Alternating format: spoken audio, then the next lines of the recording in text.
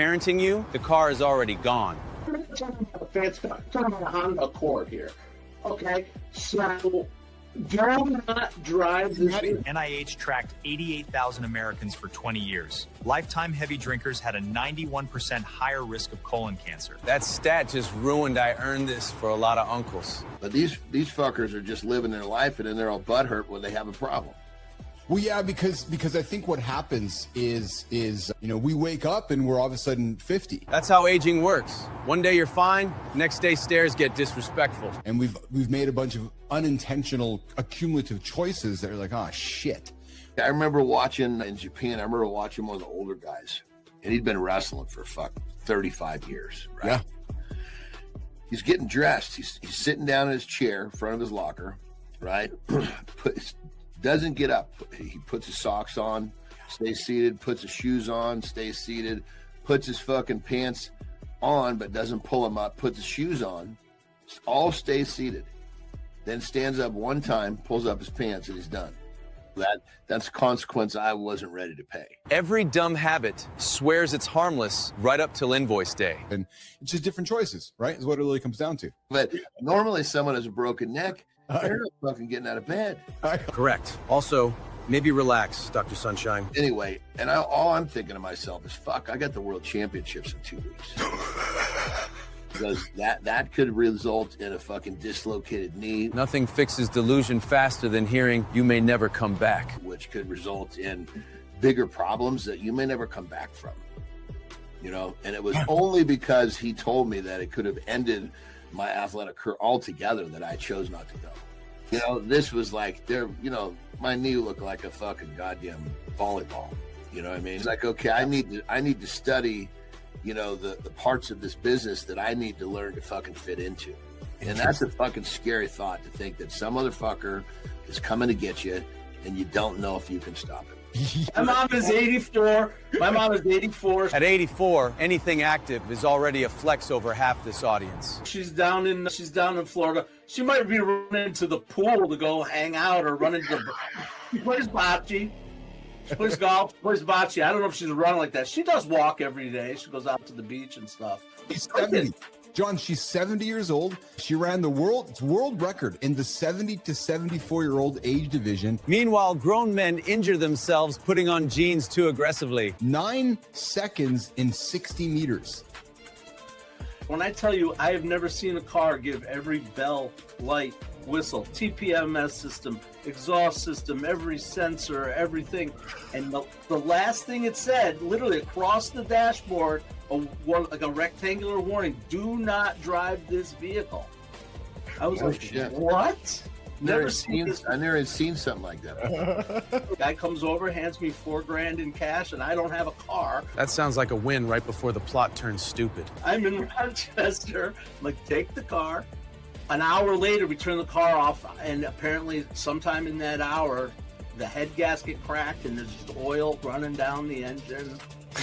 You know what sucks about this situation is that now you're faced with the fucking task of buying a new car. Long story longer, I guess, is within 2 hours or so of making this decision, I get a text from my mother. Women don't want a fighter. They want a man who won't run. That line just made a lot of fake alpha guys suddenly need water. According to Evolution and Human Behavior, 4,500 participants, the willingness to protect, the single most attractive male trait. Turns out useful beats pretty. Tough day for decorative men. Outranking looks, height, and strength, actually. Yeah, of course.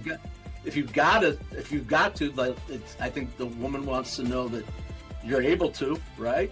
But if you don't have to, and you're able to diffuse the situation and use your strength in that way to protect, yes, I think that's probably a lot of women are keen on that.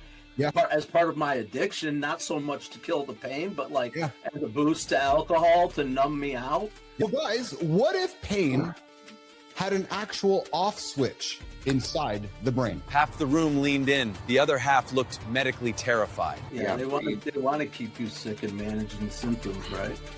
It's because in those fucking days, people had no fucking choice to talk to one another. Now fucking people spend all this fucking time, communicating through a fucking device, so they really never get to know each other well enough. I got married too young. I did. I got married at 25, too young. 25 is young when you still think stress counts as maturity. Because you didn't have kids out of wedlock before before the sexual revolution, right? You didn't have kids out of wedlock. So if you wanted to have sex and you wanted to have kids, you got married. Well, the institution of marriage is different, right? The whole idea of it is different, right? I mean, it just kind of goes to show, you know, when you just kind of fucking lay back and chill out, things start happening for you. I used to, particularly more so in my career than in my personal relationships. And I think you're right. That things, if you just chill, things are going to happen naturally in their own time because you're putting your intention and your energy where it needs to go at that time. Hey guys, so in 75, the median age at first for marriage for men was 23. For women, though, the shift's been just as dramatic. Today, almost 29 years old. Where in 1975, the average age a woman got married was 21. Now it's closer to 30. And then also, guys, in the U.S. Census Bureau also reports that 47% of U.S. households are now married couple households. So almost 50% are married. In 75, when we were growing up, guys, the number was 66%. So Marriage became, in my mind, more and more of a joke. Yeah, vows get real funny when people treat marriage like a mood. I had this idea of what I wanted, what marriage was, but I was not fucking living a life that was allowing me to find that. I was living a life that was pretty much guaranteed to get me one of the fucking people that didn't give a shit about the institution of marriage. Because it felt like it, but it really, underneath that, it was a level of loyalty and commitment I had just never experienced in a mate. we're going to do no sex justifying an affair with Brianna Bass. Everybody acts evolved till this topic gets within 5 feet of home. But the bottom line is this. Nothing has to be perfect. You just have to get up and keep taking one step at a time. Even if you think it's fucking Monday and it's Tuesday, it doesn't have to be your best day. That's real life. Most days are ugly, still counts. It just has to be another day. It doesn't have to be your best day. It just has to be another day you show up. Rock and roll.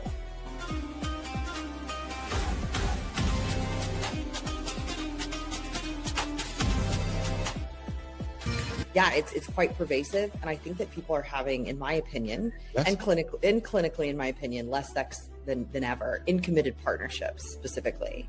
No, I mean, it's if she doesn't want to get down, I mean, take your shirt off.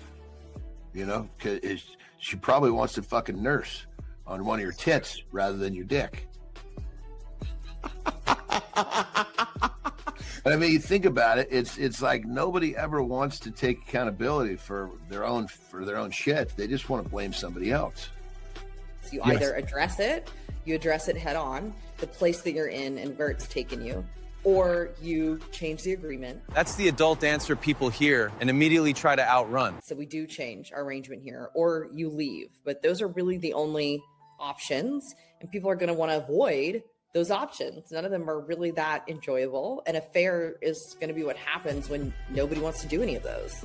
At this point in my life, there's just, earlier in my life, it was very easy for me to say, okay, that piece of ass over there is well worth me losing this one over here. So I'm going to have some fun. And then I realized, okay, I've been doing this fucking poor girl for a long goddamn time, and she's still here.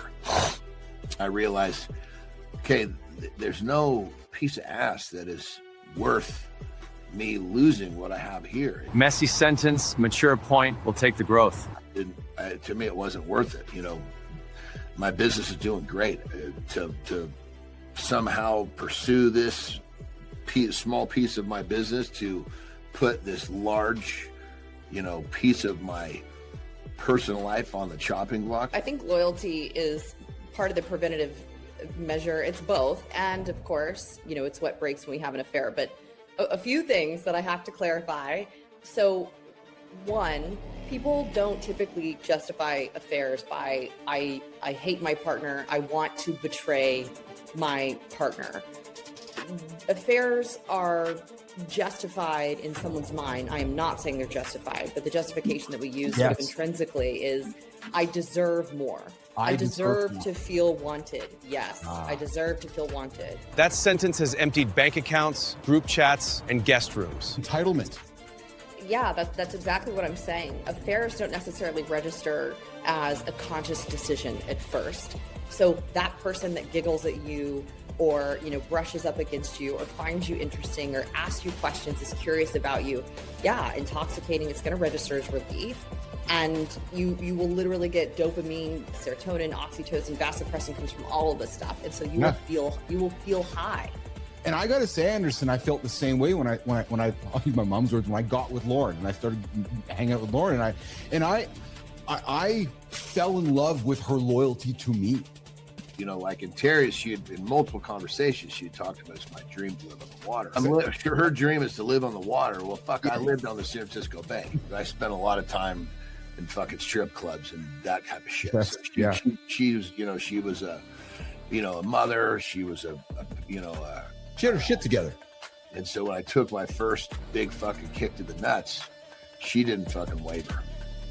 I think actually it's considered more precious, a treasure, more than it ever has been before because of the amount of threats, right, on a day-to-day basis. I don't think that loyalty is gone. I think it's very precious. I think it's at a very high premium. And I think that it's what people are scanning for and trying to evaluate and assess for during the dating stage nowadays more than ever, actually. I always tell you to treat this relationship as you would a business. If you were an entrepreneur and it was your baby, you would not let an I go undotted or a T uncrossed. Oh, we're having trouble. Let's just get married. Yeah. Jesus Christ. Let's get married. You're taking this thing that's barely fucking surviving because you're not putting in the work. You're going to raise the expectations, but you haven't done anything to support those expectations. How in the hell do you think but that's how people think. It's like these things that you do because you think you're supposed to do, and then you wake up going, wait a minute, this is my life. Yes. I did think, even at age 26, I don't totally know about this, but I thought it must be me. You can only lead a horse to water. Whoever speaks first does more than just speak. Yep, first voice sets the mood. Everybody else is already reacting. Think about that for a second. Let me hang on that. Just hang on that whole idea. Whoever speaks first does more than just speak. No, you frame. Period. You shape perception. And what also happens is you set the emotional temperature for the room. It's like being the DJ. Think about that. The person controlling the music in the room, well, they have the power. That is the power. And most people, well, I see it often. Most people just give it away every single day. So I'm going to say something quite provocative right now. All you fucking leaders, you're actually not leaders, you're followers. Yeah, true story. Huh. And the people who win in markets, they win in media, they win in culture, are very often not the people with the most information. Think about that. Think about that. Think about that. Think about that. No, they're just the one who's first.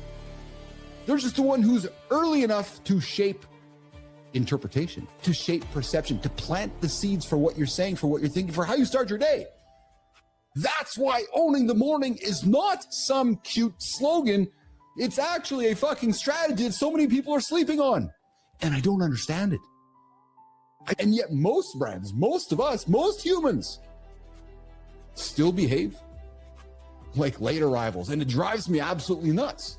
They wait until the trend is obvious. Oh, that's been trending. We're going to get into that now. You're too late. They wait until the language is already stale. Nah, you're too predictable.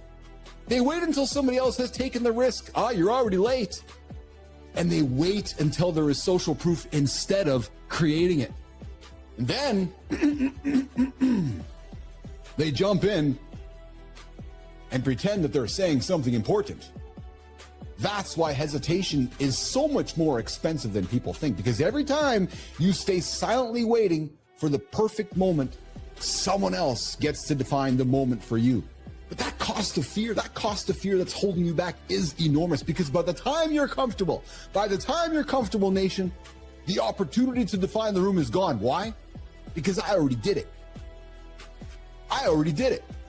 And that is why I believe the first voice matters so much in this next era of media, because in a world full of noise, the premium is not just volume. No, baby, it's signal, not the noise. the signal. And that signal belongs to the people willing to show up first with clarity. Strong finish. Full show is up next. And these boys definitely gave people something to argue.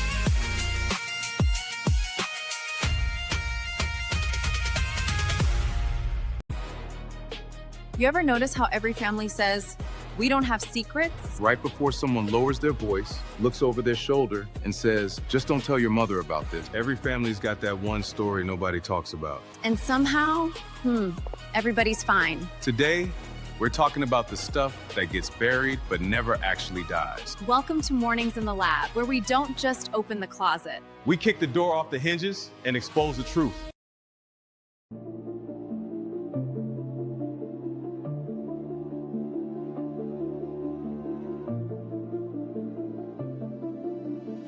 Good morning and welcome back to Mornings in the Lab with Keith John Fringe, your live morning show for real talk, motivating content, and entertaining conversation designed to help you start your day with some momentum.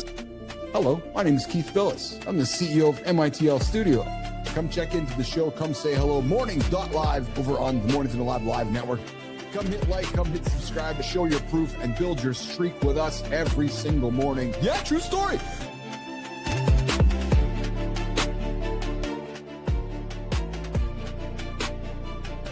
The future belongs to those people who can still make you listening in right now feel what's real.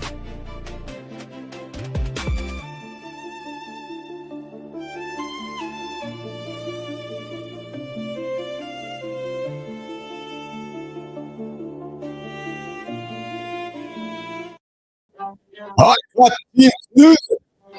Yeah, no Ross is not here today. Nope, that's not the right thumbnail. Good morning, everybody. What is shaking? I think we got an audio issue here. Let's try this. All right. Nation, got it. What are you doing? Check. There we go. All right. Oh, we got an echo there, guy.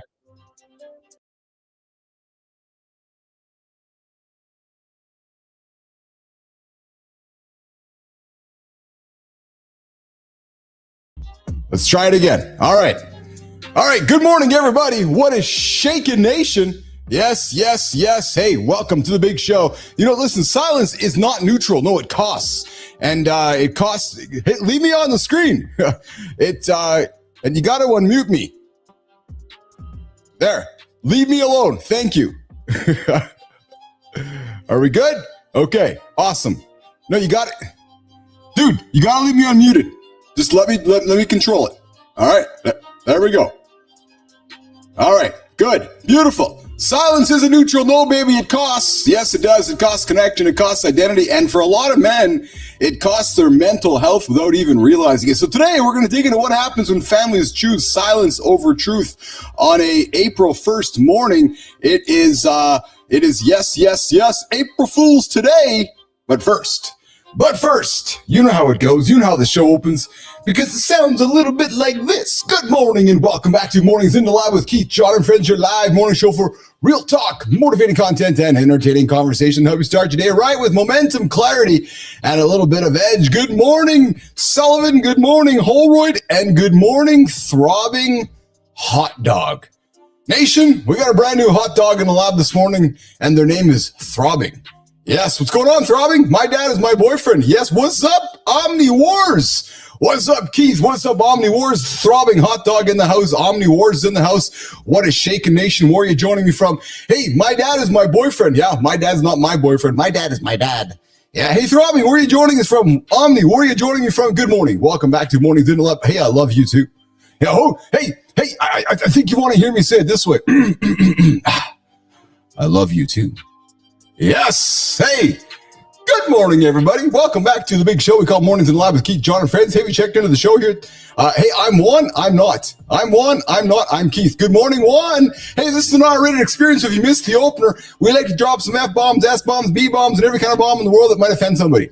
And I guarantee you we are going to offend you, Juan, and we are going to offend you, Throbbing. Yeah, because throbbing is throbbing. Little hot dog boy? Yes, exactly. So, hey, if you're sitting next to somebody who gets offended, like the Throbbing Hot Dog does sitting next to his dad might be offended. So Throbbing, I invite you to walk your dad out of the lab because we might offend your dad. And Juan, I invite you to stick around because we love you too. Hey, guys, we got polls. Yeah, we got Poles, we got Christians, we got Jews, we got Russians, we got Canadians, we got all kinds of nationalities here in the lab today. Yes, we do. And today, oh, look at that. There's the multiple keys on the screen. Yeah. Today we got a poll. Today the poll goes like this.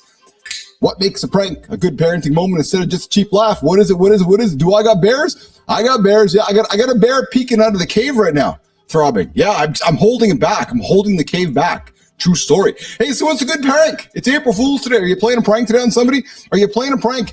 We got a poll. Today's poll. What makes a prank a good parenting moment instead of just cheap laugh? It teaches responsibility to build connection, or it stays harmless and respectful. Omni, where are you joining me from, my friend?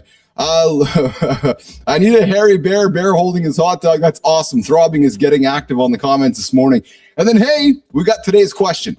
Today's question is this one. Where is the line between fun parenting and weak parenting? We want to hear from you. And where's the line just being the crazy dad?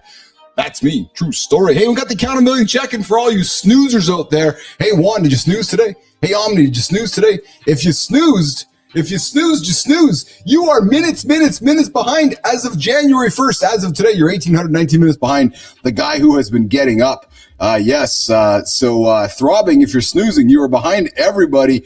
So you should get your ass out of bed. Go check it out. The snooze tracker. What is the cost of 9 minutes? I am real. Wick Vegas. Are you AI or are you a real person? Oh, I'm real, baby. Oh, I am motherfucking real. Yes, I am. I am real. And I go live right here, 8 o'clock Eastern time on the Mornings in the Lab Live Network, mornings.live right here on YouTube, LinkedIn, and X. You can go find the channel, mornings.live, MORNINGS, or www.mornings.live. Good morning, Joseph. Wow, the comments are active this morning. What is shaking, Joseph Ryder? Where are you joining me from this morning? I saw you in the lab early this morning. Good morning, Juan Urbe. Yes, there's Juan. What's shaking, brother? We got Juan hanging out from the Philippines this morning. Show hot dog for super chat. Yes, we can do that too. 100%. Hey, Kai, we're all over the planet right now with the comments. We're just going to get after it. So hey, guys, let's keep going here. What is ahead on today's show? I got a bunch of crazy shit. Today's April Fool's. Today, yes.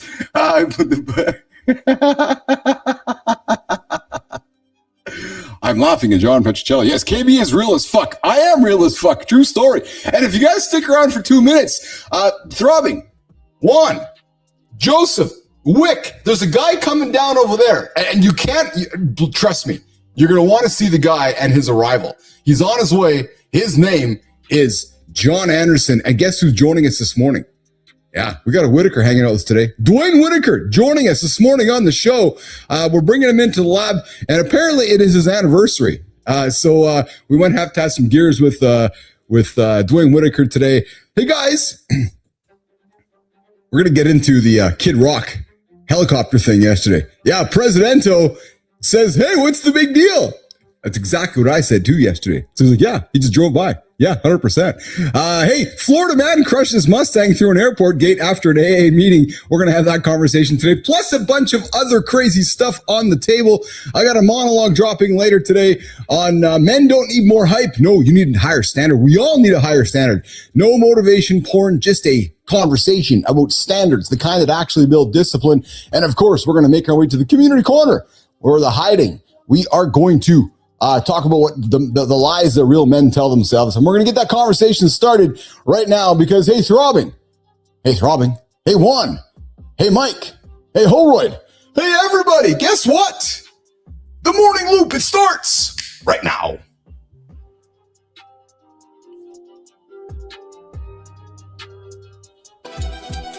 Morning, nation.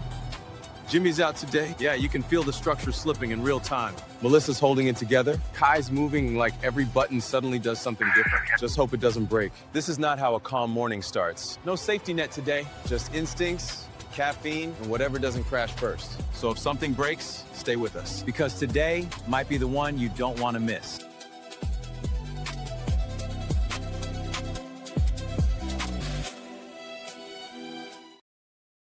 Hey, I see a guy just coming over there.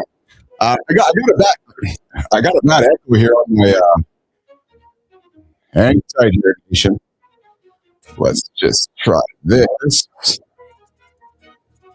All right, there we go. Hey, I see him over there. What's his name? His name's John Anderson.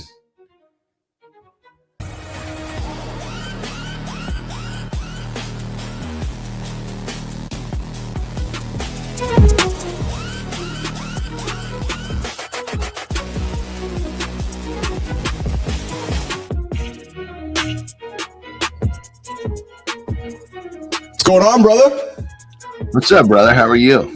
How are you? I'll put that one in the garage. Yeah. The old school. What year would that have been? That's a good question. Yeah. I would say late 80s. Let's just hang tight, everybody. Let's just pause. Can I get me off the screen here? We're having some audio challenges, clearly, and I'm trying to sort out what it is. And it might be on my side. We're going to have a quick check here while we're doing that. And that is not it over there. And that is, let's see, over here. And that's good there. We're going to untap that one. It sounds good on my side, just so you know. It's cleaned up a ton. There we go. All right. Every now and then you get bugs that pop into life, right? You know what I'm saying?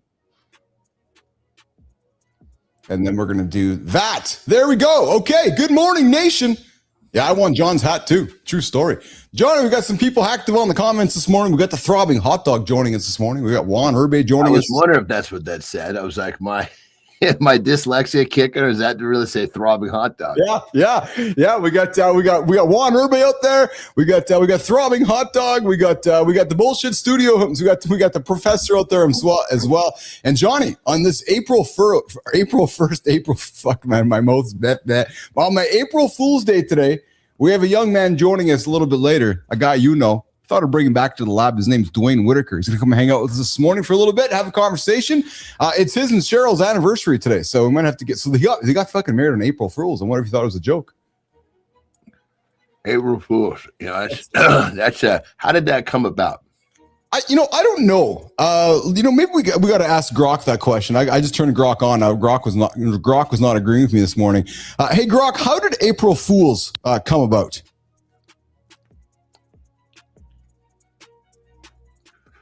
Yeah, Grok ain't talking very well. I'll check it out when we get back to it. So I got to be honest, man. I've never really got into the April Fool's thing. Did you? I suspect you didn't either, though. You strike me as not like an April Fool's guy. Well, here's my problem, brother. Is that when I did recognize the day, yes, it was Monday, Tuesday, Wednesday, not Monday the 1st, Tuesday the 2nd. That's why I was so fucking terrible with birthdays. Oh yeah.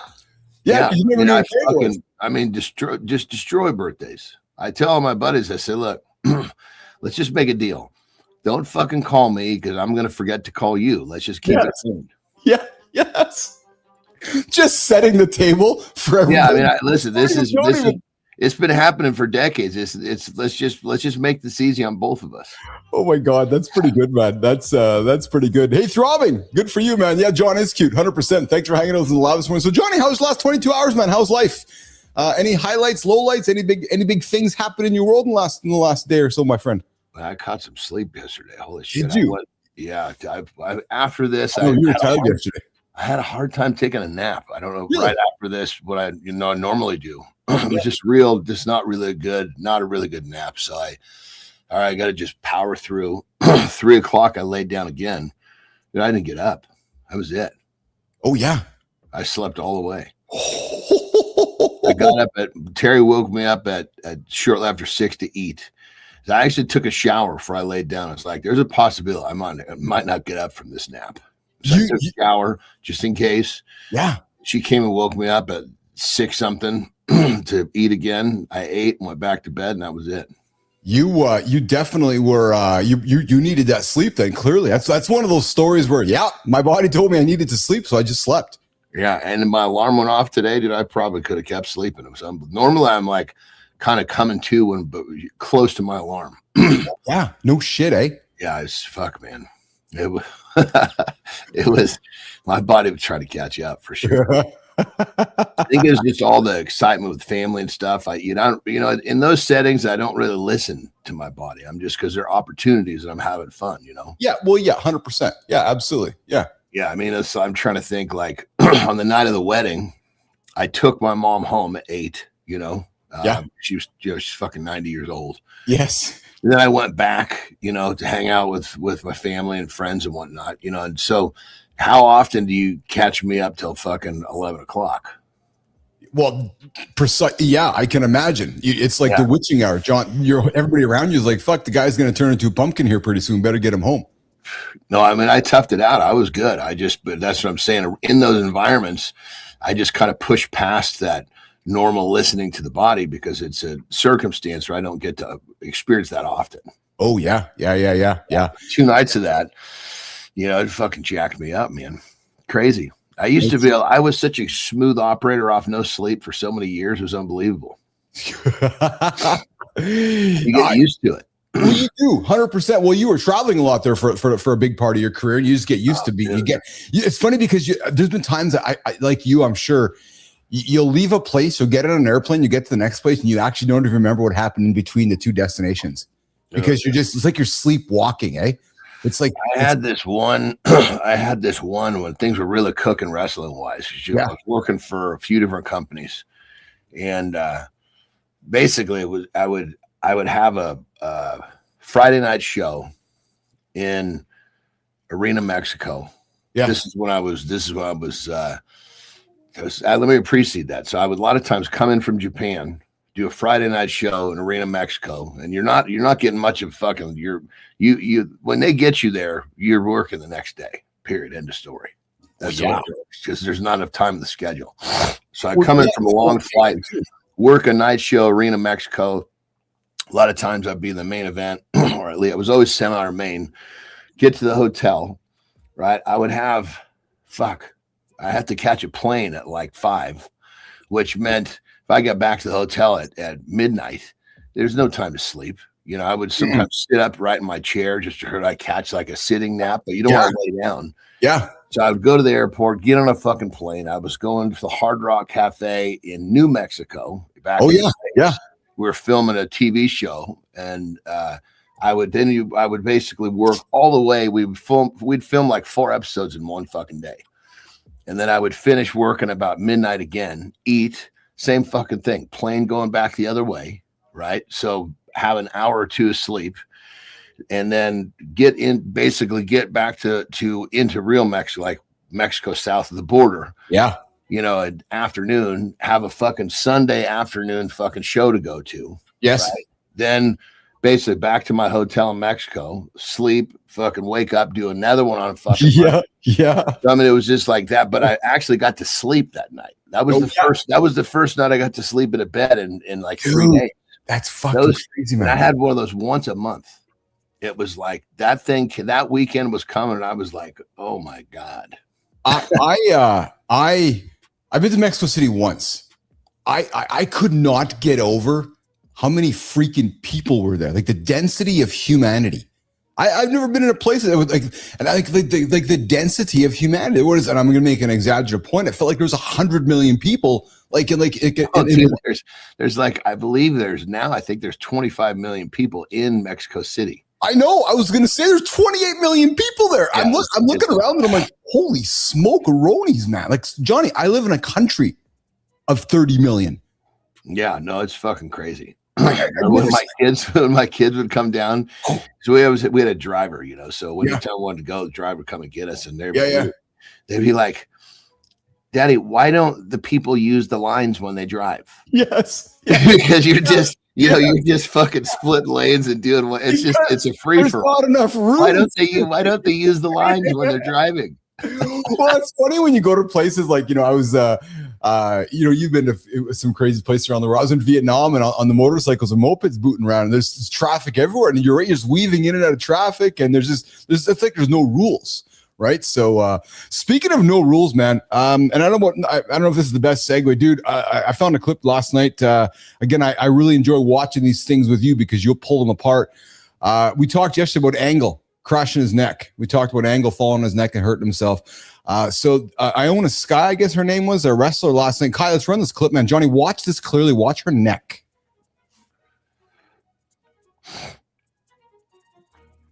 Oh, man. This sounds brutal. Let me see that. Oh, goodness. Yeah, hammer time. She got injured, like quite bad, actually. The thing is that was about as close. That was about as good as she could have hoped for, because basically when your neck goes this way, yes, that's where it's the strongest. It's when it's going to the side, or even if you hit straight without it bending. Yes, that's compression. That's fucking guaranteed compression fractures. So Johnny, you see where it went wrong is she was going out. She caught her leg on the ropes, and it fucked up her distance, so she didn't make it to her catcher. Oh, I didn't see that. Yeah, look at the top rope. I think it's the top rope. No, bottom rope. She got the bottom rope, which is both of them. Yeah, you're right. Oh, yes. You got to slide through those fuckers, because if you catch a knee on that, it slows your momentum, and that catcher. The catcher reached, but she wasn't even close enough. Yeah. Keep in mind, the catcher's eyes are getting closed right about there, because they got a person coming, burning at them, and their job is to basically, you try to keep your eyes open, but ultimately your job is to break their fall. No kidding. Good morning, Jason Hueve. Another sport Americans copying Mexicans. Lucha Libre destroys any of that WWE shit you got. And Jason, I can't really argue with you, man. There's some great lucha. So how do you say Lucha Libre, right? There's some great Mexican wrestling, man, that I've absolutely watched. And Petro says, I think when she got up, she said, I just broke my fucking neck. I think that's exactly what happened, actually, last night. Good. Because the bottom line is if you can get up, you get up. Yeah. So I'm going to ask a naive question. So I'm just going to apologize first for asking it. Could there have been a fatality there if she broke her neck? I mean, it's fuck you. You never know. I mean, bottom line is when you land on the top, like the ones that, like you probably remember, like Stone Cold Steve Austin. Remember hearing about him breaking his neck? Yes, absolutely. Well, his was from a pile driver where someone didn't have him high enough. I remember it. So it was just the top of his head that hit. That makes sense. So it's a compression thing. That compression thing is what usually jacks people up the most. If your neck gets to bend, I mean, don't get me wrong, a broken neck's a broken neck. But there's different like degrees of a broken neck. Yeah, that makes sense. It does. I mean, the ones that'll paralyze you, and the ones that you can get up and say, "Fuck, I think I just broke my neck." Jesus, Murphy, and she kept going, and I thought of you because I thought of the conversation we had with Angle yesterday, and but she kept going. If you don't get up, well, that's you can just leave the building for good. Because it's the way it works. That's the way. I mean, that's what you've signed up for. Yeah, I mean, fuck. It's just unless sorry to interrupt you, John, but unless you're legitimately injured and then you're going to sell it, right? You're calling somebody on the floor saying, "I'm hurt, I can't keep going, but I want to sell this." Would that be fair to say? If you're injured to the point where you can't get up, you have to figure out a way to fucking finish the match if you can. That's what I mean by selling it, right? So you're basically communicating with the ref or somebody, or if I'm wrestling with you, I'm communicating that I'm hurt, but I want to sell this to finish this. That's essentially what you're saying, right? Like that's the job. Yeah, but at that point, you're not having to say, "I want to sell this." Anybody in the know sees what happened. I got you. And if you're like that chick, she popped up pretty good. Yes. Yeah. So basically, she has to tell her partner, "I'm hurt. Let's finish, but take care of my neck." Okay. She's fucking barely getting. See the chick that didn't catch her. Yes. Is thinking, "Oh fuck, what am I left with?" Yes. I got to find out what we've got. Can we finish? That makes sense. She knows that chick just landed on the ground. Right. So they're like what awareness? There's awareness everywhere. Yeah. Like how are we bringing this now to a close? Mm-hmm. Yeah. That's why this shit fascinates me, man. I fucking love these kind of. I love learning about all this stuff. It fascinates me. I'll tell you what else fascinates me, brother. You brought it up a couple days ago. Google dropped a paper yesterday. Kai, there's no opener for this. It's just out of the handsome chief's brain. Yes, Johnny, the self-proclaimed handsome chief. So, Johnny, Google dropped a paper yesterday freaking the entire Bitcoin industry out. They're talking now that by 2030, quantum computing might break Bitcoin encryption. Because the belief has been the 40s, the 50s, like the 20s, like the 60s. It was going to be a long time before that was going to happen. So people are freaking out right now that, we're only a few ways away from it all being busted. And then I just saw news just before the show, it just dropped in my pocket that the leader of Binance said, just hold on, everybody, slow the fuck down. Let me ask you a question, dude. Yeah. This will sum it up. Yeah. Does anybody ever get fucking run over by a bus they see coming? It's the most fucking stupid argument I've ever heard. Okay, we know this quantum computer is coming. Do you think that they're not fucking trying to have defense ready? I mean, will it cause a problem? Probably. But they know it's coming. They see the bus. They hear the bus. They think, okay, we've got to have another bus coming the other way to stop this motherfucker. Yes. So, I mean, I think there's no question I can see how it's a scare. Well, it's freaking people out, right? It's freaking people the idea that, okay, the problems that fuck shit up are the ones we don't see coming. Yes. Yeah. That's fair. Speaking of not seeing coming, you're going to love this one. In the No Shit Sherlock news department. I'm glad you said that. I just bought a shitload of Bitcoin yesterday. When I'm running this segment, Johnny's texting his advisors going, okay, we got to watch the news here because shit might be going sideways. But in the No Shit Sherlock department this morning, 9 servings of ultra processed food a day No shit. Will raise your heart attack risk by almost 70%, Johnny. And most Americans, even Canadians, well, they're already there. Sterling Preston. What'd you eat this morning? If it came in a wrapper, it's working against your heart. And most guys hit 9 servings before dinner. University of Texas tracks 6,814 Americans. 9 ultra-processed servings a day, 67% higher heart attack risk. They control for calories, obesity, diabetes. The processing itself is still killing hearts. Check your pantry before it checks your pulse.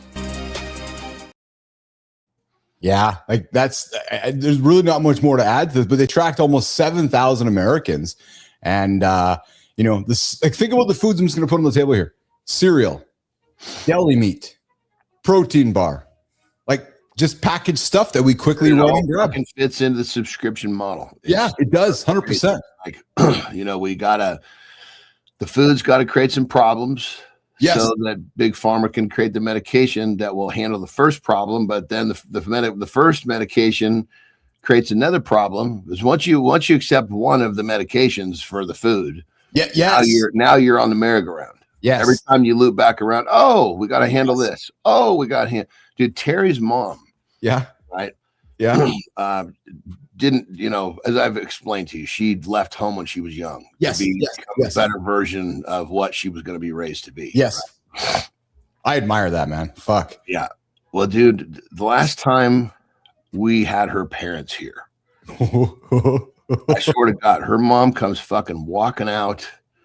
This is actually thinking about this. Yeah, either way, it's happened multiple times. Comes walking out from wherever with this fucking Tupperware. It looks like, Jesus Christ. I mean, it's like this. Not this. It's like, it looks like one of the ones that Terry's cooked like 6 fucking tri-tips, and I'm going to put it in that. Yeah, yes. That size. Yes. Full of fucking medications that she takes every fucking day. Dude, every day. I was like, what is going on? I'm thinking, are these vitamins? She said, oh, no, this is my medication. Dude, I've seen I know, whether it's your mom or people in my world that I've witnessed, they have those, like you said, those Tupperware things, like with the Monday, Tuesday, Wednesday, all the days like lined up, and like the little slots, right? And you're right. I don't think you're understanding me. This is not a little slot thing. This is like a Tupperware this big filled with bottles. Yes. It was like it was like half of a fucking 8-ounce cup of pills. And these are not vitamins. This is not fish oil. This is medication. Oh my God. I mean, I swear to God, she was putting them into a glass. That's how many there was. Not a little thing that flipped up that said Monday. Yes. That wasn't even a down payment. Oh my God. But here's the thing. If it keeps her living, I know. But I mean, I think the question is, keeps her living how? Listen, I've observed. Meaning she could have just eliminated some of the early problems and not been dealing with all this. Yes. Yeah. But again, we get to a certain age, maybe we're just not making some different choices. We're just going to take the medications. Well, that arena, it wasn't about an age. Those choices have been made the whole fucking life. Precisely. Yes. Yeah. And that is the epitome of the subscription model. 100%. Because every time the doctor says, "Oh, we need to do this," it's fucking perfect. She loves it because, oh, I get to fix this problem. Not having an idea that this leads to that. Oh, absolutely. Well, again, that's how our society was raised, right? And taught. Crazy, dude. So, hey, I see he's got his tank top on, Johnny. He's matching you today. He's got the tarp off. He's got the pipes out. Yeah, I can't see him in the green room. Oh yeah, I think he just might be below you. He's doing some posing down there. We're gonna bring him up. Oh, there he is. Oh yeah, I didn't get low enough. There he is, my man. Smiling man, Dwayne Whitaker. What's up, baby? How are you, pal? I'm doing good, man. Good to hang out with my 2 favorite people, man. Yeah, happy anniversary, brother. First of all, happy anniversary. I appreciate you. Thank you so much, man. She let me stick around for 16 years together, 13 years married. She let me hang out for a little while. So it's April 1st today. You know, John and I were kind of just joking. It's April Fool's Day today for many. I don't really subscribe to that. I never really have because I don't really identify certain days, so to speak. But like when you got married, were you guys like, was it a joke? Was it a fool? Was it like, now this is gonna be a real thing? Or No, believe it or not, we the backstories we met online. Yeah. And our first initial face-to-face meeting after going back and forth was on April 1st. So we ended up getting engaged honor 2 the years day, later baby. on April 1st. And then we just got married on April 1st. So our initial face-to-face meeting set the whole thing off, So April 1st all the way around. That's awesome, So, man. we pulled a little prank on our wedding because actually we got married with a wedding officiant. Yeah. with our Oh, friend. okay. Yeah. She had came by the house and we went over everything and before the wedding. So on the day of the wedding, at the end, we said, we just gathered, we pranked everyone. We said, Jen came by and so actually we were already married when she came by the house. So this is just a celebration. People like, oh, boo, we want our money back. We want our money back. But that was the April Fool's prank that we pulled on them at our wedding and whatnot. That's awesome. Hold on, let me back this up. This is interesting. So they say they want their money back, like you charged to come to the wedding. That's a new angle. Yeah, no, we didn't charge anything. There was, people joking like, "Oh, boo, this is." I was gonna say, you guys got the program rigged. If everybody's gonna treat marriage like an old fucking shoe, you might as well make some money off of it. No shit, right? It's $100 at the door, everyone. Oh, yeah. Oh man, that's awesome, man. John, you look like you just started out in your career, man, and here you are retired, and you still look like a daggone magazine cover, man. It does. I know. He's a beast. Yeah, it's good. Just goes to show when you keep living the lifestyle. Lifestyle is everything. That's it. Yeah. It absolutely is it. Yeah. So many guys in all different types of sports. We see it all the time. The actual sport stops, so to speak, but the lifestyle basically stops with it, and all of a sudden they're totally lost. They're unhappy. They're overweight. Well, the shadow of their former self. Like there's some athletes. I grew up with hockey, John and Dwayne, as you guys know, and I see some guys that you grew up watching and quote unquote idolizing, and you look at them now, you're like, dude, what happened to that guy? like you lost everything, right? So that is so true. Someone once told me that when I was in marketing and whatnot, it said some people have life and then some people have style, but not many people have lifestyle. Oh, interesting. Yeah. Wow. That's actually interesting. Point, I like that. Yeah. We got habits and then we got lifestyles. I love that, John. Lifestyle. Well, it's good because what you're saying so true. Because first everybody says habit. Habits is like the first fucking step. First, you got a habit.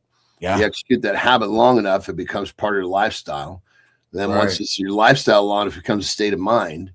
Once it's state of mind, it becomes who you are. Now it's just the way that you live your life. It's just it's not a habit. It's not something that you just do. Like, I'm not a guy who tries to eat healthy. I just do it. Right. Yeah, that's it. Make it happen, man. I love it. So there's a guy that has a very disciplined habit. And he's a very, very successful director, producer, writer. And I know we have all enjoyed his films over time. And his name's Christopher Nolan. He prints all of his scripts on red paper. Kai, let's run this clip, man. Get this out. So check this out. So everything he writes is on red paper, John. So when you receive it as the actor, John, you've been in a movie. So when you receive this thing, you can't copy it. You can't photocopy it.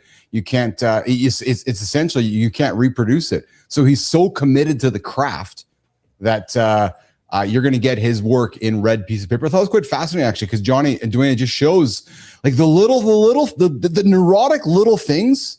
That's called committed. That's discipline, Johnny Anderson. Yeah. I mean, he figured it's in anything we do.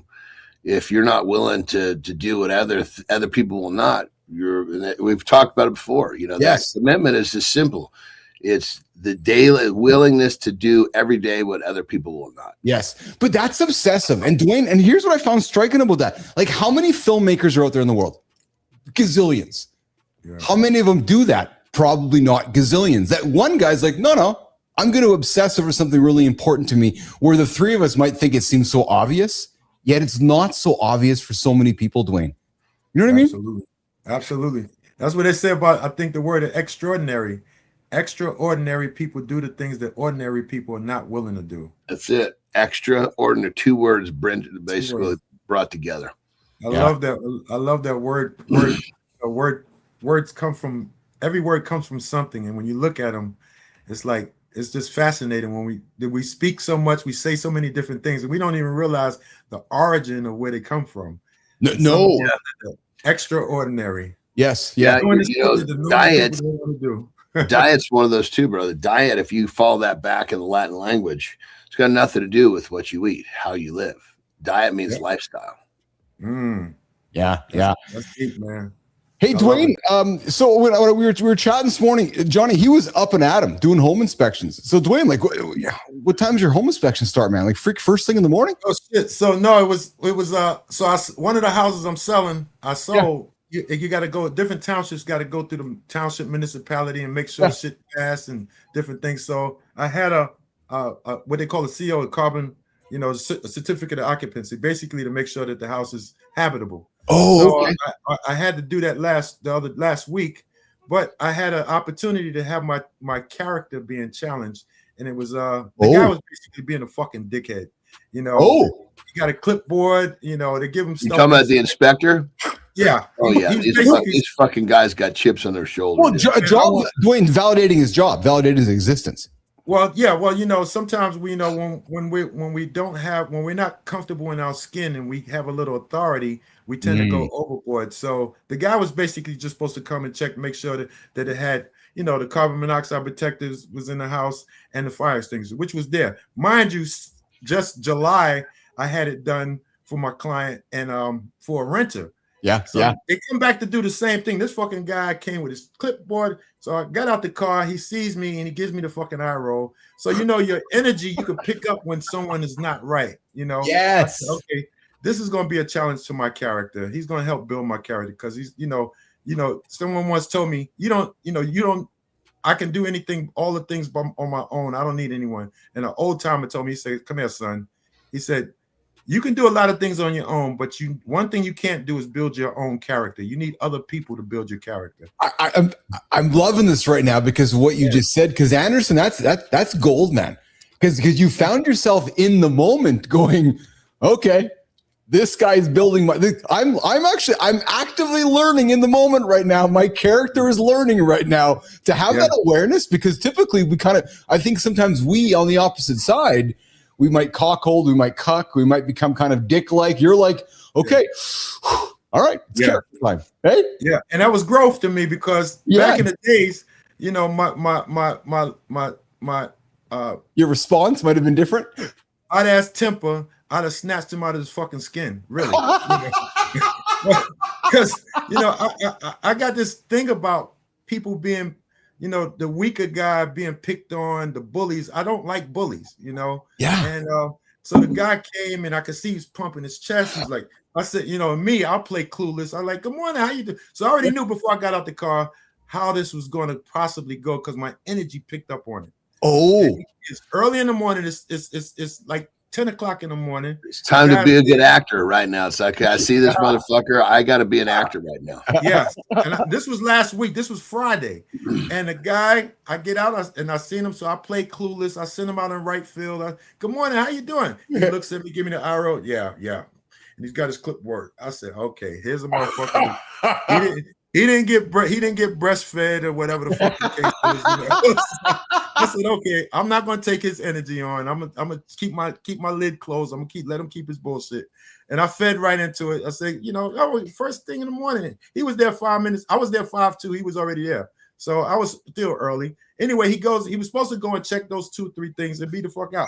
The last time in July, the guy inspection lasted every bit of 8 minutes, in and out. This guy comes with his clipboard. He's going outside the house. He's going down the basement and all this shit. I'm like, okay, here's clearly somebody that wants to exercise their authority. All right, no problem. And I knew he wasn't supposed to do that. He goes down in the basement. So he basically failed the fucking inspection. He kicked the fucking hot water heater, all kinds of shit. So I play me being, I'll be sarcastic.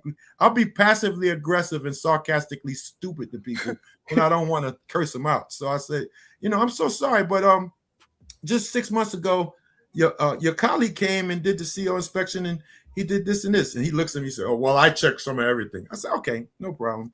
So I was still humble. I stayed humble. I said, I'm going to brain fuck this guy and just kill him with kindness. Just kill him with kindness. And I stroked his ego, let him get it. He failed us. I said, so basically we failing, right? He said, yeah. Today, so that was why I had to come back today. And they get these windows. Yeah. So my client ended up buying a new hot water heater, which he didn't have to. Yeah. He said, fuck, I'm not going to fix parts and play games. I want to get the house. His house was already sold. And so they gave me a window from 7 a.m. to 12 noon when they got to come. Oh. He's got to come from New York. I'm in Jersey. So I turn around and then be the nice guy and say, look, I'll go by the house. You get there when you can. So that way we can just get through this damn bureaucracy and move on and keep it moving. Yeah. So I got there. This guy came up. As soon as he walked up, I looked and he had a smile on his face. I smiled because, smiles are infectious. Yeah. Said, hey, how you doing? He smiled. Hey, I'm Bob. I'm Dwayne. Okay, great. Came in. The guy was in and out in 3 fucking minutes. I said, okay, that's an asshole in full throttle, the other guy. But you know what?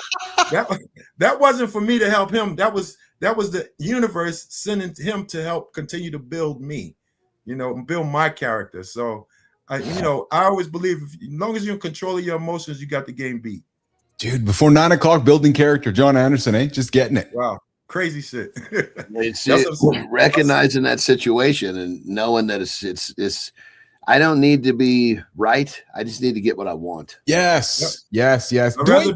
I'd rather be happy than to be right. Yeah.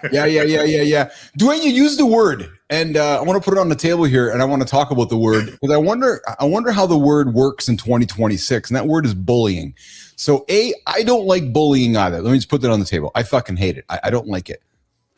However, not to cancel what I've just said, what makes me curious is where bullying or teasing, like what's the line, Dwayne John? Like where can I show love with teasing through it's not bullying, but some might so somebody who might be, I'm just gonna call it like very woke and very like politically correct might go, oh, you're just a fucking bully. No, I'm actually just having some fun with John because he's my brother. I love John. John's my brother. We have fun. I'm not actually bullying him because the topic today is even family stuff. And I know, I got brothers and sisters and I grew up where bullying could be right bad. I wonder if it's become, is it a different term these days? Starting, John, with you. Like, what does bullying mean to you? I mean, me personally, yeah, it doesn't exist. Yeah. I mean, when you're a kid is different, but yes. you allow yourself to be bullied. Okay. Yes. Yes. Somebody wants to bully, go fucking give it a shot. And then Dwayne, what you're saying is my shit will bounce right off. Yes. You can't pierce my armor. I choose for that to happen. So then, Dwayne, what you're saying is this guy was approaching the situation like a bully, and you acknowledge that aura, and you just kind of flipped the switch like John and said, "I'm not going to accept this." Absolutely, and you in it's different ways. And I agree with John.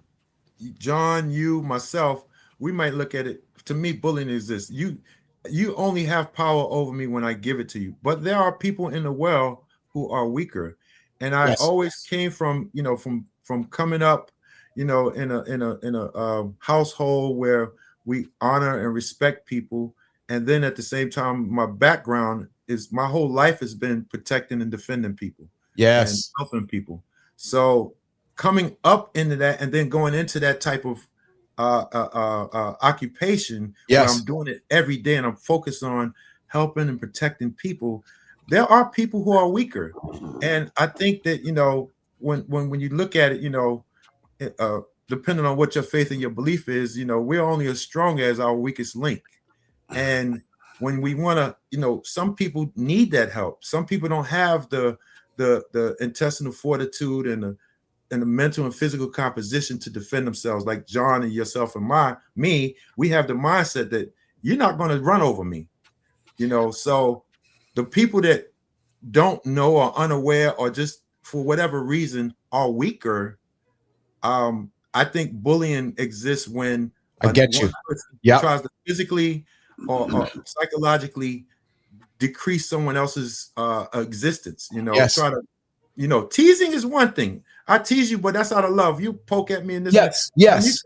When you're trying to step on somebody's neck to destroy their existence in one way or the other, that's a difference. Yes. A bully. Yeah, I would agree with that. Yeah. And that person's only a bully or tries to be that way because they can't, as you know, back in the days, you see somebody who's a bully, and then I come along or you come along and say, oh, you want to pick on me, bitch. And they're like, oh, no. Because a wolf spots a wolf. They know who the fuck it.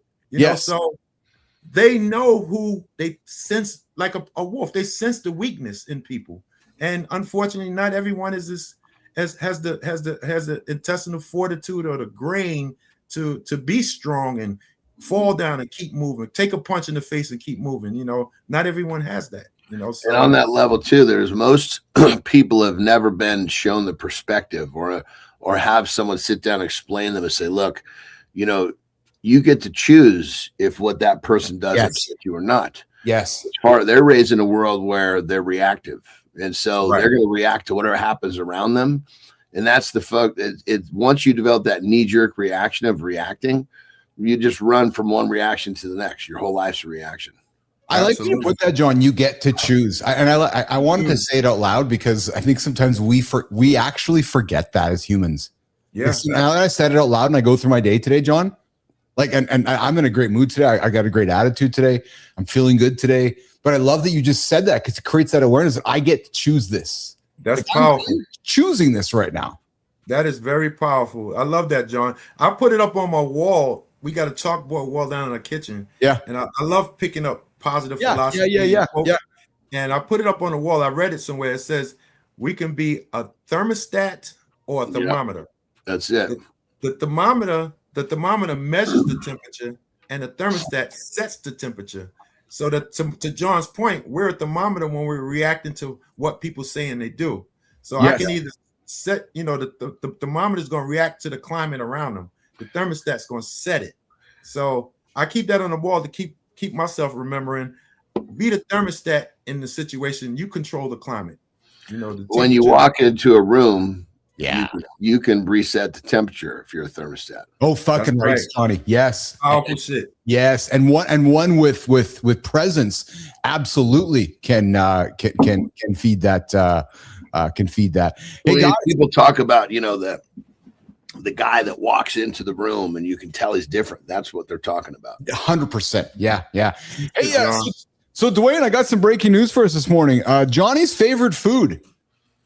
Yeah. Has been confirmed that it's actually a musical instrument. Mayonnaise, officially a musical instrument. We're talking about it right now on more. Scientists confirmed mayonnaise is a musical instrument, and Patrick Starr was right. I hate that this is real research, but I respect the method. This is a masterclass. Take a shared joke and answer it with real rules. Curiosity wins, even when it looks stupid. Hornbostel sock system says if it makes repeatable sound, it can count as percussion. So yes, the mayo qualifies. So this one might be for Petro, like the bullshit story, but apparently, boys, the Hornbostel sack system classifies instruments by how they make sound. So we are learning something today. So there's actually a system that identifies, Anderson, what makes a sound. And so can an asshole be a sound? Can an asshole be an instrument? Yes, it can be an instrument. Well, there you have it. I guess it really opens up. It's not just mayonnaise, it's special. Anything that'll make a sound fits in this motherfucker. Because if you can hit, squeeze, or manipulate it to make a sound, it can count as percussion. So they have called Hellman's mayonnaise. It actually makes a sound, so it's now considered a musical instrument. And somebody actually, Dwayne, recorded a full song using only mayonnaise as the instrument. There you go. So you can take that away for your day today. Some very helpful news for your day today, Dwayne Whitaker. So what the hell were they using the mayonnaise for to make this? What, they slapping it up against somebody's ass or something? What the fuck? Bobo was an instrument when you grabbed his nutsack then too. Right? I'm still trying to find a picture of Bobo being Bimbo, but I'm going to get us a picture of Bimbo there, Johnny. That's exactly the plan. Dwayne, what are you doing after? What do you got going on today after the show? Oh man, I got so much shit running. I got clients I'm dealing with. I got my I gotta go get my baby some flowers. We got dinner planned for this Yeah. evening. Yeah. We got I'm surprising her with some shit, and then I got a bunch of work and admin shit lined up. I didn't plan on leaving. They got just running and whatnot. And plus, I'm taking her birthday is the 13th. Oh, okay. So we got a cruise plan for her birthday, and she was stressing about, oh, I don't know, I gotta figure out a way I could do my show from the ship. We'll make it happen. We'll make it happen, baby. Yes, everything is figure outable, you know. So They got Wi-Fi on those ships. They do. Oh, yeah. Good morning, Alex Chudd. Thanks for joining us this morning on Mornings Alive. That's John Anderson. That's the big dude, John Anderson himself. And, of course, you got Dwayne Whitaker, and I am Keith Billis this morning. Hey, Dwayne, were you upset that the United States military decided to fly a helicopter and hang out in front of Kid Rock's house? I looked at that. I saw that. I thought it was cool, but I knew somebody was going to have to be pulled in on the carpet for that shit. It was cool to do that, but, bless you, John. I thought it was cool, but it was cool. And Kid Rock, he accepted it, because somebody could have been a jerk, like, what's this shit flying in my house? Yes, he was really cool and had a good attitude about it. But, yes, right is right. When you got stuff in writing and got protocol to follow, and you veil from that, to every action there's a penalty or reward. So that's it. I don't know if they should have been suspended and hung out to dry, write them up and call it a day, but. Yeah. It's this extreme that we choose to take shit, What happened to the did those pilots actually have a consequence? They got suspended. All four of them. I saw it last night. The whole crew. Now, mind you, you had the pilot who controls the plane, the helicopter. There was a 4-man crew, and I heard that they said on the news they suspended all of them. No, so I heard otherwise, Dwayne. I got some news this morning from the Department of War Defense Secretary Pete Hegseth says no punishment, no investigation, carry on, Patriots. That was the statement.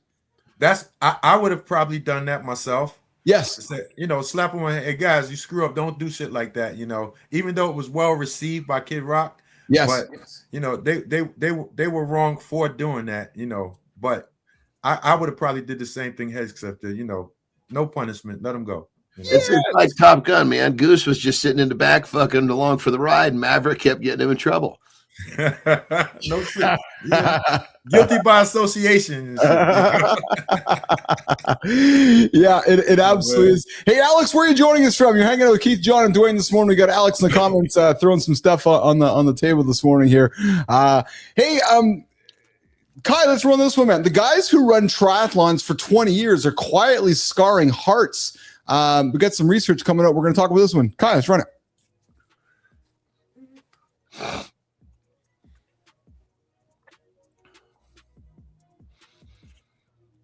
Oh, there's B Drive is here. B Drive is back. What's going on, Bernard?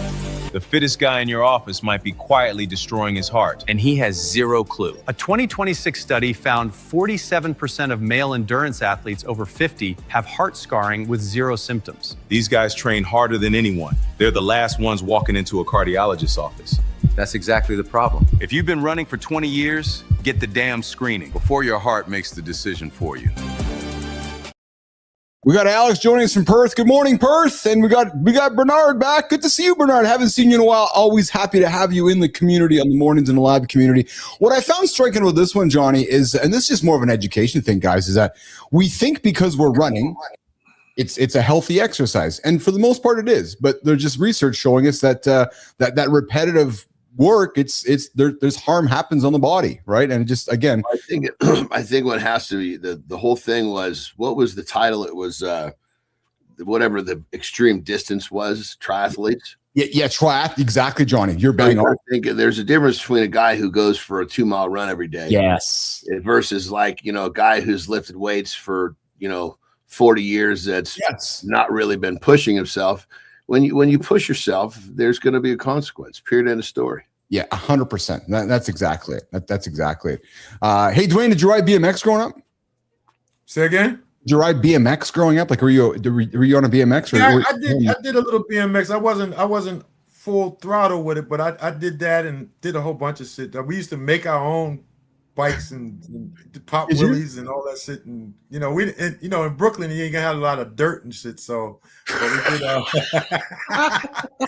We have a lot of dirt trails in Brooklyn, but we made it happen though. We didn't have any trails in Brooklyn, No, just the urban hood, eh? Just figuring shit out. We were creative. We'd take fucking garbage cans and take a damn a plywood board and put the garbage can under it and fly off of that shit, pop willies, and run into a pole and bust your fucking head, all kinds of shit. Well, then you'll relate to this one because I found a recent clip of Anderson. Yeah, he doesn't tell us things, man, but I found a clip of Anderson on a BMX, and Really? he's doing some crazy shit. Check this out, man. Yeah. So here's Johnny. This guy's fucking like, dude, look at this guy. So hold on though. So we're gonna get the clip to start from the beginning here. Watch this. So guy's coming down here. That is epic. Like, how do you do that? Like, you think about the repetitions for Anderson to do that, like nonstop. So this is a contest, and they actually ran out of numbers trying to score this guy because they'd never seen anything like it before. That's that's some epic shit there. So Dwayne, was that the kind of stuff you were doing in Brooklyn? No, I ain't do it that quite like that, but we made the damn plywood boards and the garbage cans and go over cars and stuff like that, and hoping another car wasn't coming in another direction when you did shit like that. When you're a kid, you get creative and you're not thinking about fear. You just as Cheryl would say, you just billis it, just do the shit and make it happen. Hey, so we all have family secrets. And we're not here to share secrets on the show here, but I want to talk when we come back from our break here, guys. We'll do a right lifestyle tip with Answer Reset Hour 2, and when I come back, let's talk about family secrets destroying mental health. Real quick on that level, brother. I just got to say, put this in the air before we get going here. If you have family secrets, knowing what's already on the table, oh my God.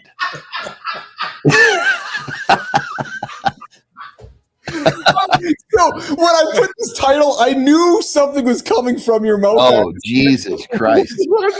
I don't know if I can, Dwayne, I don't know if I can handle anymore. Lifestyle tip with Anderson, Reset Hour 2. We're coming back with Keith John and Dwayne Whitaker this morning on Mornings in the Lab with Keith John and friends.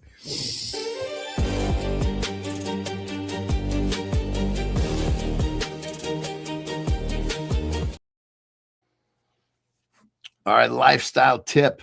We're going to take just a little bite out of this conversation we're having with our man Dwayne here. Here's the thing. As human beings, we have so many more choices than we understand. And we've kind of been programmed to live in a certain way, when in actuality, that programming is it's false. Most people spend their lives reacting. You're driving to work. Somebody cuts you off in traffic, you react. Someone says something that didn't roll off their tongue just properly, you react. See, what you're allowing these other people around you to have control of your mental position, your mood, your psyche, whatever adjectives you want to put with it. You see, to remain in a state of happiness, you have to choose who you're going to let alter you. Perfect example is people that you really love, like your inner circle. If someone in that circle was to say something, that's very understandable how you could react to that, because that person means a lot to you. It's hard to control those emotions, but that's usually a very small percentage of reactions, if you will. The majority of reactions for people are to other people who they don't even fucking know. So you're allowing strangers to dictate how you live your life, what mood you live your life in. So here's the tip. Number one, think about all this and ask yourself a question. Are you going to allow these people to have control of how you feel and how you move through your life? Because as soon as you register this and you learn to respond rather than react, your life will change very, very quickly. Now, how do you do it? Let's just put one simple step on the table. Somebody cuts you off in traffic you feel that thing, that reaction's coming. One deep breath before you choose to either react or respond. And in that one deep breath, you'll have a solid possibility to change how you actually move forward in that moment. So learn to respond, overreact, and your life will change. Rock and roll.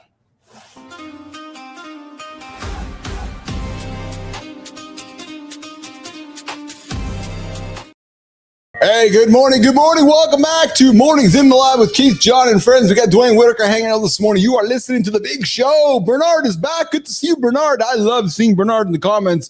The guy, the resident beekeeper of the Mornings in the Lab community. Bernard Artis joining us this morning in the lab. Bernard, always love having you, man. Good to see you. Sardor is there as well. We got Alex there as well. We got Petrocelli there as well. We got Good Time. We got Sullivan. We got the whole gang showing up in the feed this morning. Good to see everybody out there.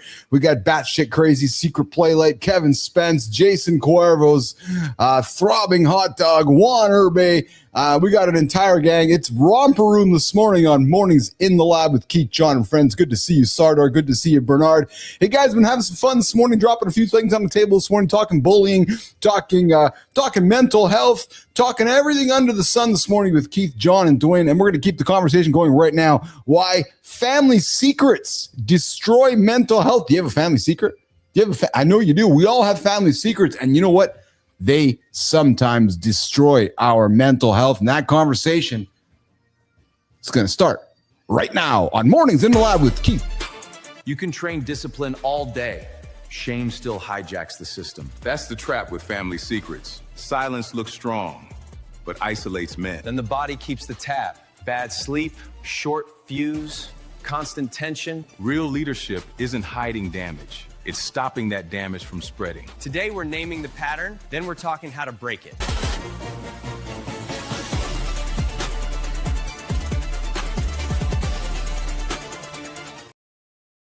Dwayner, let's have some conversations about secrets. Hey, Joseph, good to see you. Joseph out there, I'm learning how to respond to comments. Yes, I'm loving the comments in B Drive. I know the B season's turning it up. It's so true, man. Loving that one coming up. Hey, Dwayne, let's talk family secrets, man. Every family has them, eh? Oh, do I got you there, Dwayne?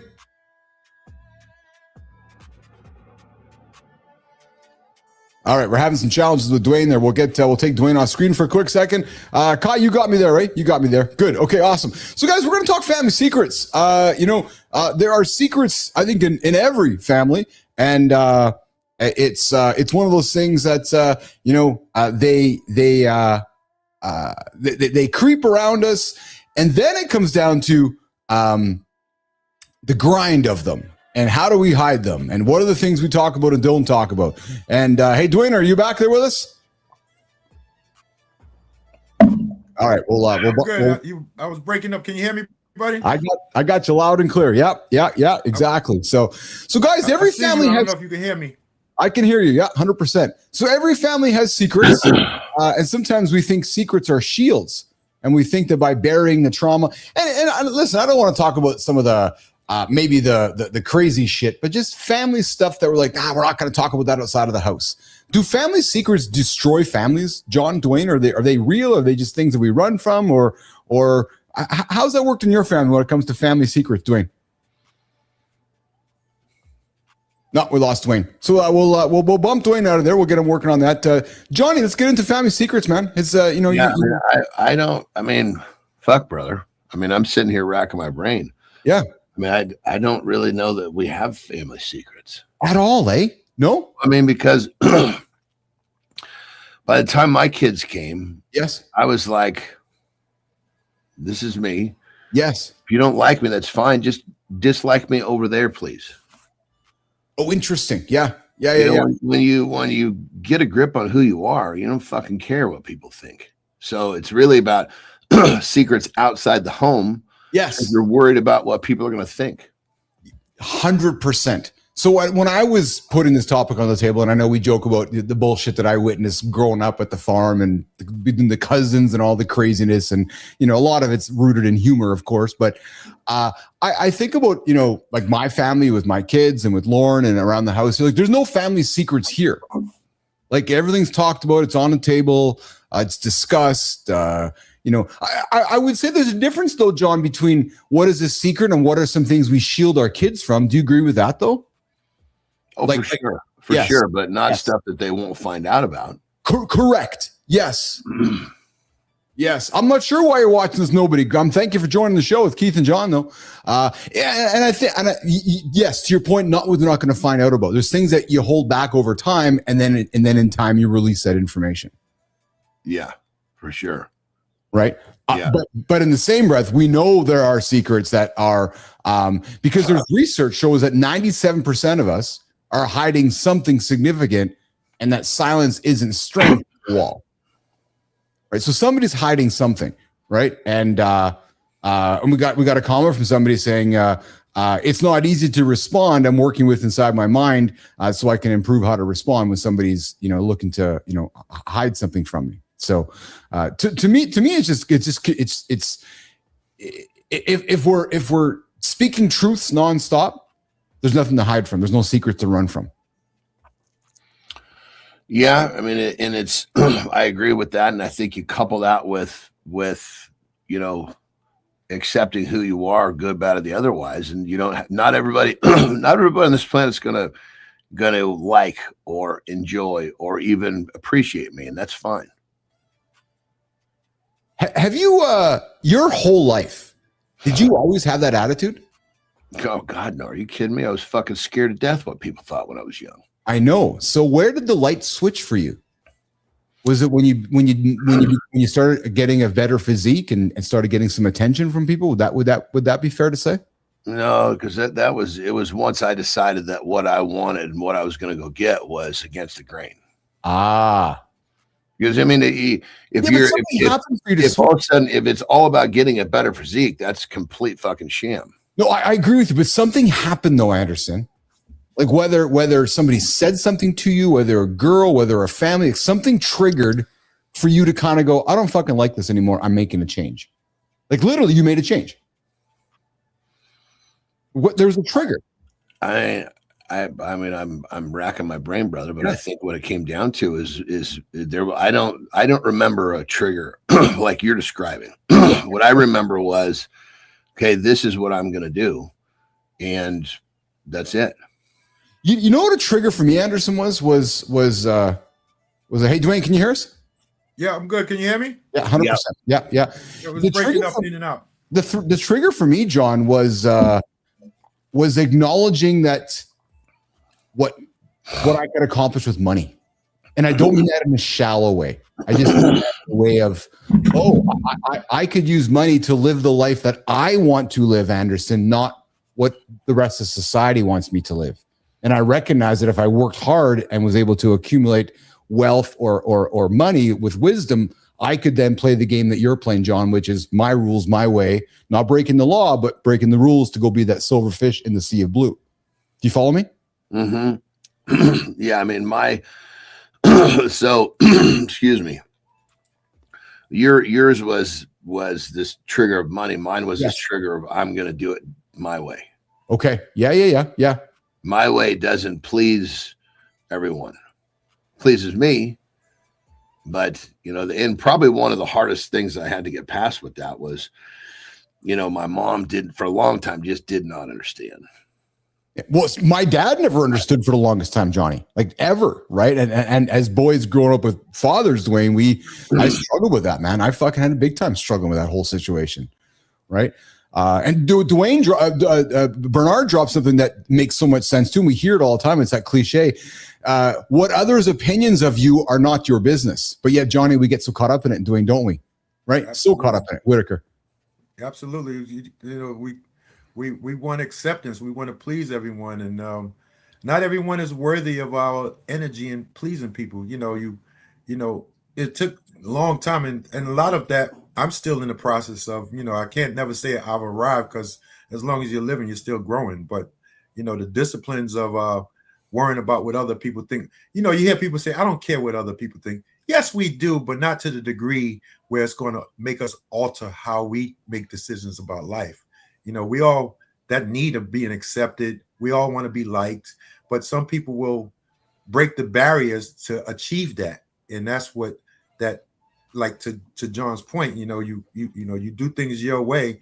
And when you come up in a giving environment, you always want to serve people, and not everyone is like that. And Cheryl actually helped me, reminds me that sometimes stop expecting you from other people. So it comes down to what source am I operating from? Am I being kind? Am I being kind to someone to get something from it, or just out of the kindness of my heart? So to John's point, you don't, you comb your hair one way for so many years. It's not that easy just to start combing in a different direction. What did you say? Don't expect others what of you? Cheryl told me that. She said, because I was bitching and moaning about, I hold the door for you, and then you coming out and you let the door slam in my face. I would expect you to hold it for me. And Cheryl reminded me, she said, stop expecting you from other people. Interesting. Well, and the thing about that, I totally agree with that, brother. But just stop expecting shit from anybody, and it fucking kills the whole thing. It's our expectations that let us down. And here's the thing: have expectations of yourself, not other people, and you're going to be fine. Johnny, I had a buddy said, so I had a guy I worked with, his name is Ray White. Love you, Ray. He made that comment. I remember where I was having coffee with Ray, and he said that. He said exactly what you just said. I was in my 30s when, I guess, my later 30s, hitting 40 or it was, and he made that comment about expectations. I felt like I learned like this biggest moment in my life in that moment. Because I was the guy, like Dwayne, going, I just fucking held the door for you. Why don't you hold the door for me? Like, why are you being a dick? Yeah. Like you were a reactive little fucker, weren't you? Yeah. And I was like, well, look, why aren't you fucking holding the door? I'm going the extra effort. Why can't you go the extra effort? Would kind of be my attitude. And then Ray was like, well, Billis, stop expecting. I was like, I remember where I was sitting. I was like, oh my God, you just fucking hit me smack in the face. It was like an awakening, Anderson. Well, when you get so like, once I really fucking laser in on something. Yes. I don't fucking even notice. Yeah, well, that's yes. It's like if you've got energy to do that, you're fucking wasting it. 100%. You're focused, then, John. You are focused. Old man told me that one time years ago. These jewels that get handed to us, we don't even have to pay for. I realized the greatest jewels in life were free. And this old timer told me that. He said, if you never want to be disappointed in life, don't put any expectations on anyone. No expectations, you'll never be disappointed. So let's go here, though, because I do believe that there's something to be said for having an expectation as well, though. Like I think there might be value in that, where like for example, Keith and John in the morning. Like I want to be careful here.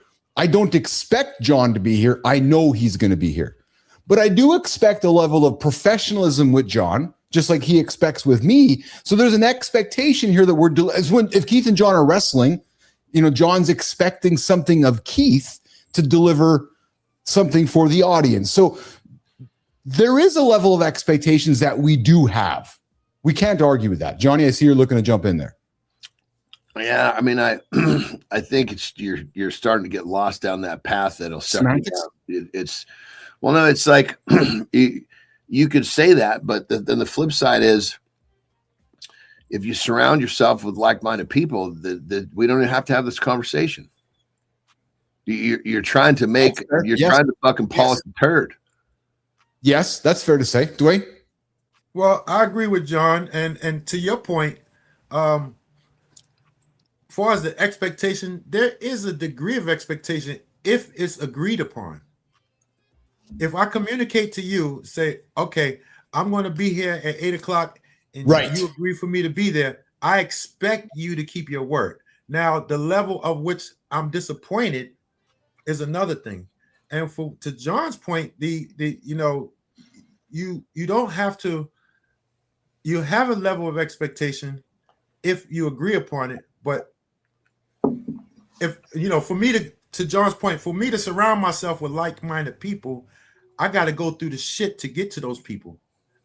People don't have a neon sign on their head to say, okay, I'm like-minded like you. I don't go for the bullshit. I'm a person of my word. I'll do that. So for me, when they talk about trust in people, I was the type of kid, and I grew into that person, and I still am to this day. I will give everyone 5% of trust. Yes. It's free. Do as you wish with it. And some people will say, wow, this guy doesn't even know me. He's giving me this little level of trust. Let me do the right thing so I can get more of it. And then some people will say, well, you got to earn any amount of trust that I give you. None is right, wrong, and indifference. It's just what works best to you. So to John's point, what do you do to go through all of the dirt and the shit to find those nuggets of diamonds? You're still going to have to be exposed to it one way or the other. Yeah, You know? it's called setting a standard, right? It's called setting a standard. And I guess in many ways, again, you're throwing it back to John's, but I'll throw it over to John as well. There was never a discussion around Keith and John around expectations. There was just because I think he knew you know somebody, like you said, there's no flashing neon sign. He picked up on my energy very quickly that we're drinking the same Kool-Aid. And then all of a sudden I was like, okay, I know what I'm suspecting. He's like, okay, I know what the standard is. Right. It's like when you get into the ring with somebody, I know what the standard is with this guy. The standard is this. Yeah, right? John got an indicator from you. He got a sign from you. Yes. Some kind of that's a form of communication. He got a sign from you to say, okay, this guy seems like he's on the same wavelength with me, and we don't. So you didn't have to go through the literal sense of sitting down and say, I expect this from you, I expected that. Because he read your horizon. Right, John? Simplify the whole thing. If we're going to our first, joining, if you will. So I saw that you were a successful dude. Not many people fucking create a company before it's really needed and sell it for $50 million. So, okay, this little fucker knows something. Been doing this for a year and change. Okay. So there's the track record. It seemed very clear it was like-mindedness or close enough. Right. And so when we got in bed together, I know you like that, you little weirdo. Was there a pickle involved? It was kind of like I moved forward with the idea because I believed there was like-mindedness. If the like-mindedness wasn't there, I would have left. Yes. It wasn't about an expectation. It was just, you're not who I thought you were. Yeah. Expectations is just like this. It's like this really fucking watered down version of what we're talking about. Yeah, that's fair. That's fair. I like that, John. You're not. So there's no expectation, but it's like, okay, this orange is not as soft as or hard as I expected. Oh, I want it to be. You're not what I want. So yeah, it's my flavored orange is a little different than this. I'm gonna leave this one here for somebody else. Yes. I like that, John. Yeah. Bernard, so it's called setting standards. No one we meet is by accident, whether brief or king. I agree, Bernard. I know that John and Billis met for the universe's reasons, and same with Dwayne Whitaker.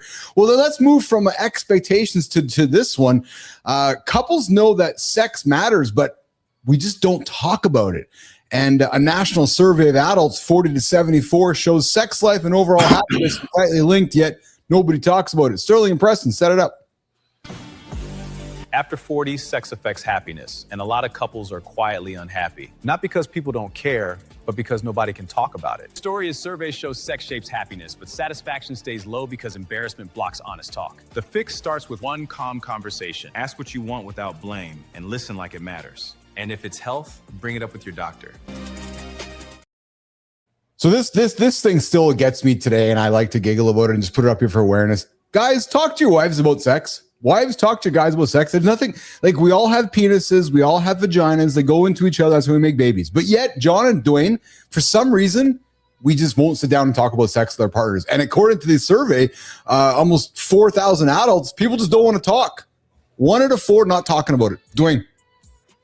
I think I have a maybe unorthodox view about that, because sex is, to me, is all part of the engagement and enhancing the emotions and all of that stuff. But let me just spin it another way, because I know a lot of people, and I've seen it stuff on the news and different stories. If I put sex as a priority to justify my existence with my mate and my marriage, to justify the level of happiness based on this level of sex. What happens if God forbid, I become a paraplegic tomorrow? I can't perform sex. So now what happens?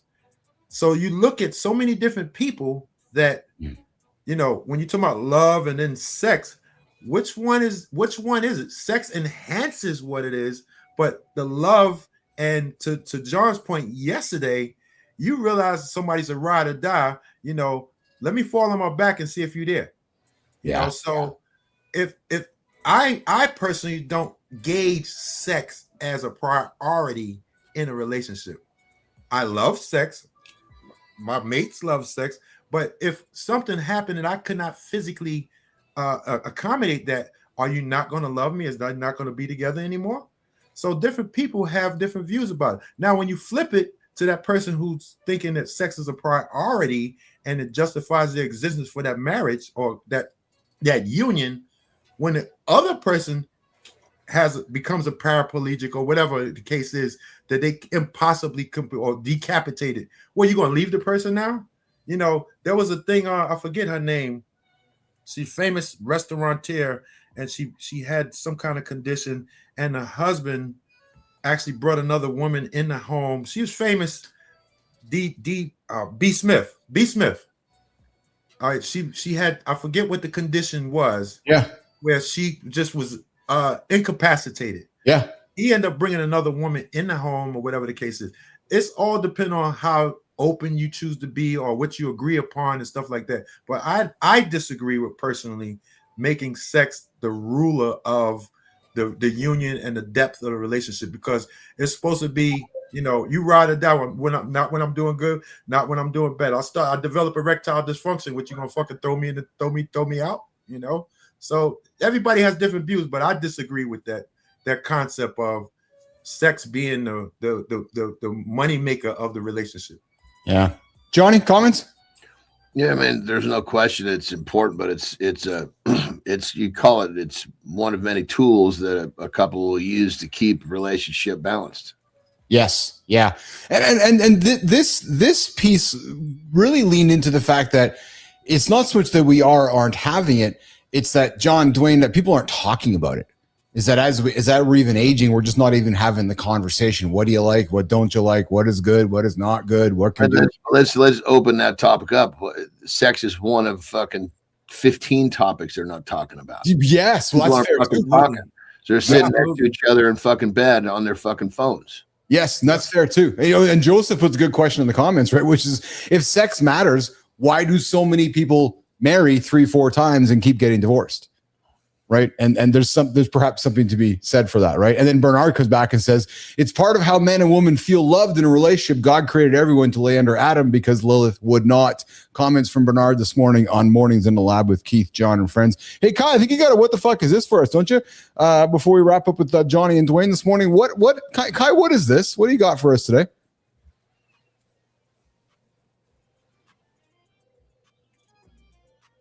Oh, yeah. Oh, yeah. Watch this. So, John, watch closely.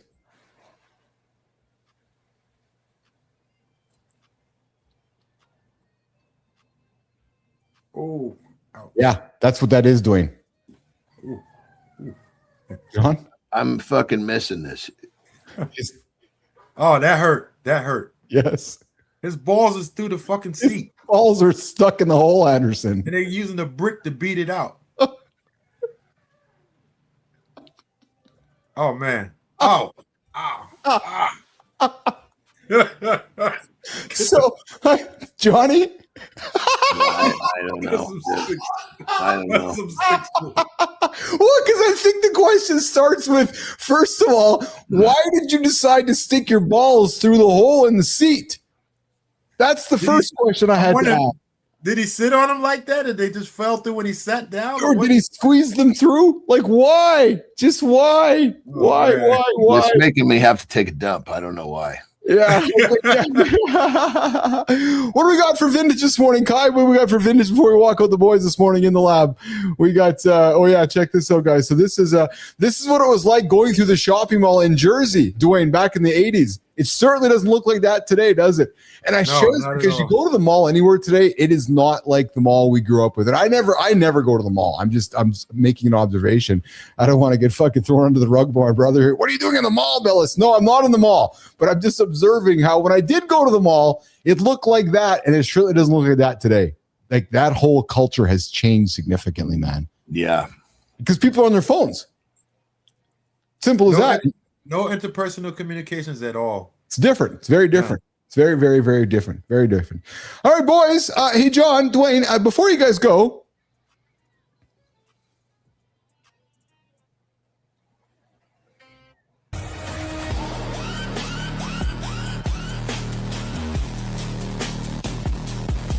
John, before you go, we respect your love of efficiency. Especially when it comes to your bidet. This right here is the ultimate efficiency system. This hippo uses his own member as the water hose to clean the dirty work, then activates his tail for good measure. Just make sure you're not nearby when it's cleaning time, because this dude gives no warning. So John, serious question. Are you impressed or filing a complaint against nature?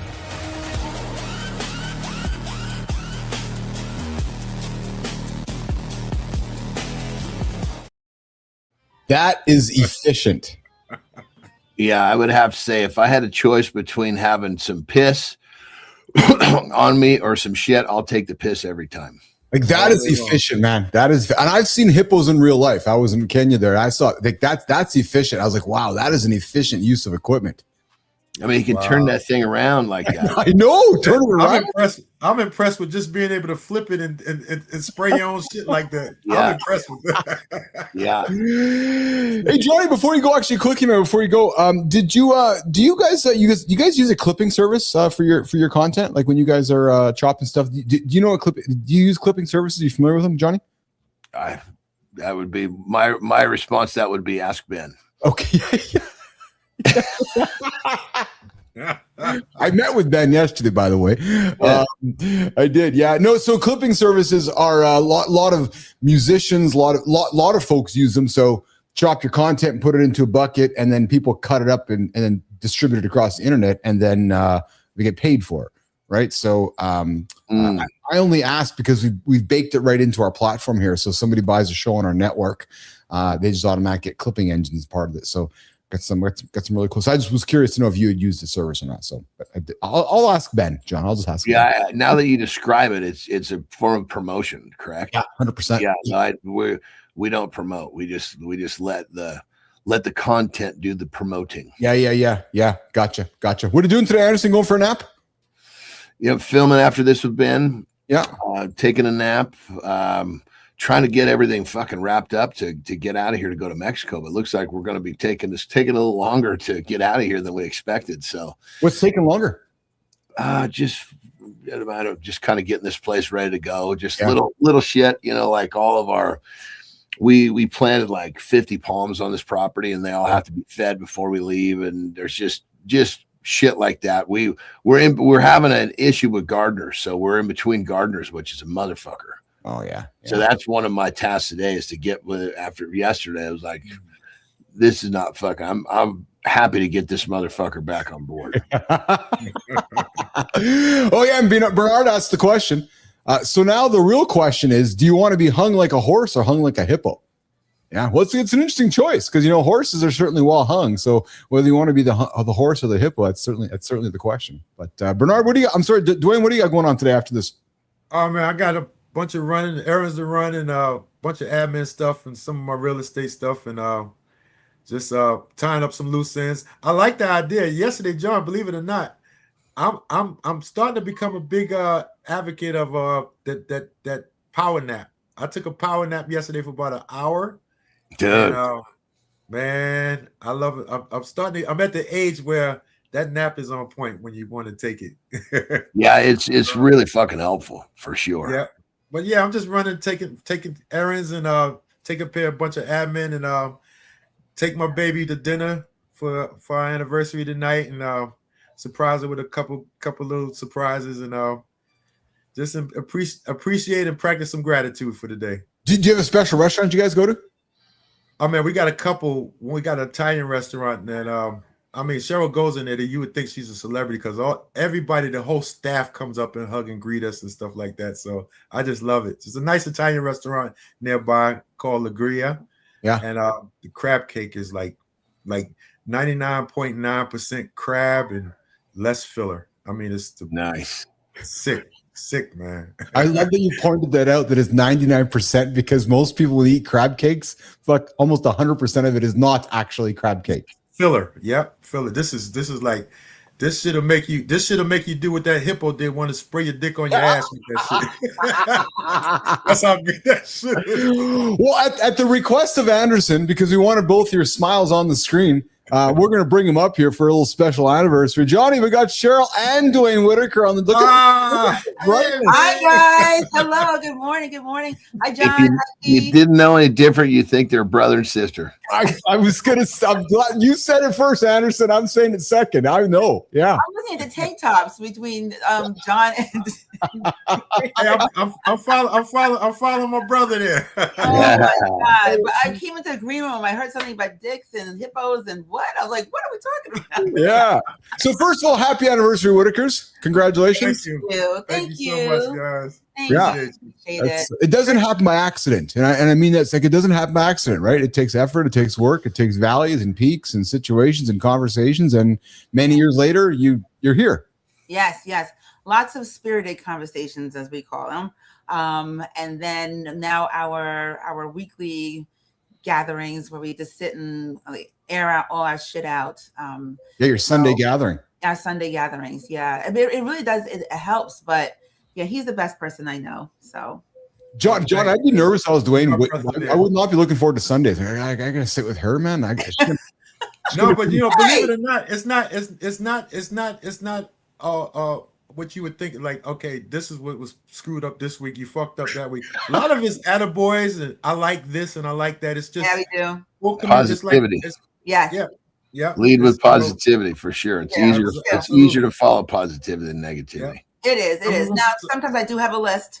I'm like, okay, let me go to my phone. I have a note here about blah, blah, blah. And he's like, you make notes? I'm like, yeah. You got a list, babe, seriously? Just pick it apart. I know, but it always comes from love, though. It always comes from love. Yeah. Speaking of love, we got to get the big dog out of here. Ben's waiting for him patiently. Yeah. Anderson, lots of love, brother. Appreciate you today. Good seeing you, brother. Good hanging out with you, right, John? As always. Yes, good to see you guys too. Have a good loop, everyone. All right. John is out of here, guys. You're hanging out with Keith, Dwayne, and Cheryl. We're going to keep them around for a couple minutes here. Cheryl, how was your show? Show was amazing. Show was really, really great. Yeah. Really good. Yeah. We talked about decision fatigue. Oh, and what came out of that one? Our guest, Rosin Rice, she wrote a framework for helping out with decisions, and we went through that a bit. But basically, at the end of the day, you need to figure out which decisions belong to you and which ones you are holding on to just because of fear. So is decision fatigue real, or is it just an excuse for procrastination? Because you've heard me, because Whitaker, we spent enough time hanging out, and Dwayne, as you're getting to know me and listening to me, I admire decisions. Because to me, a leader makes a decision.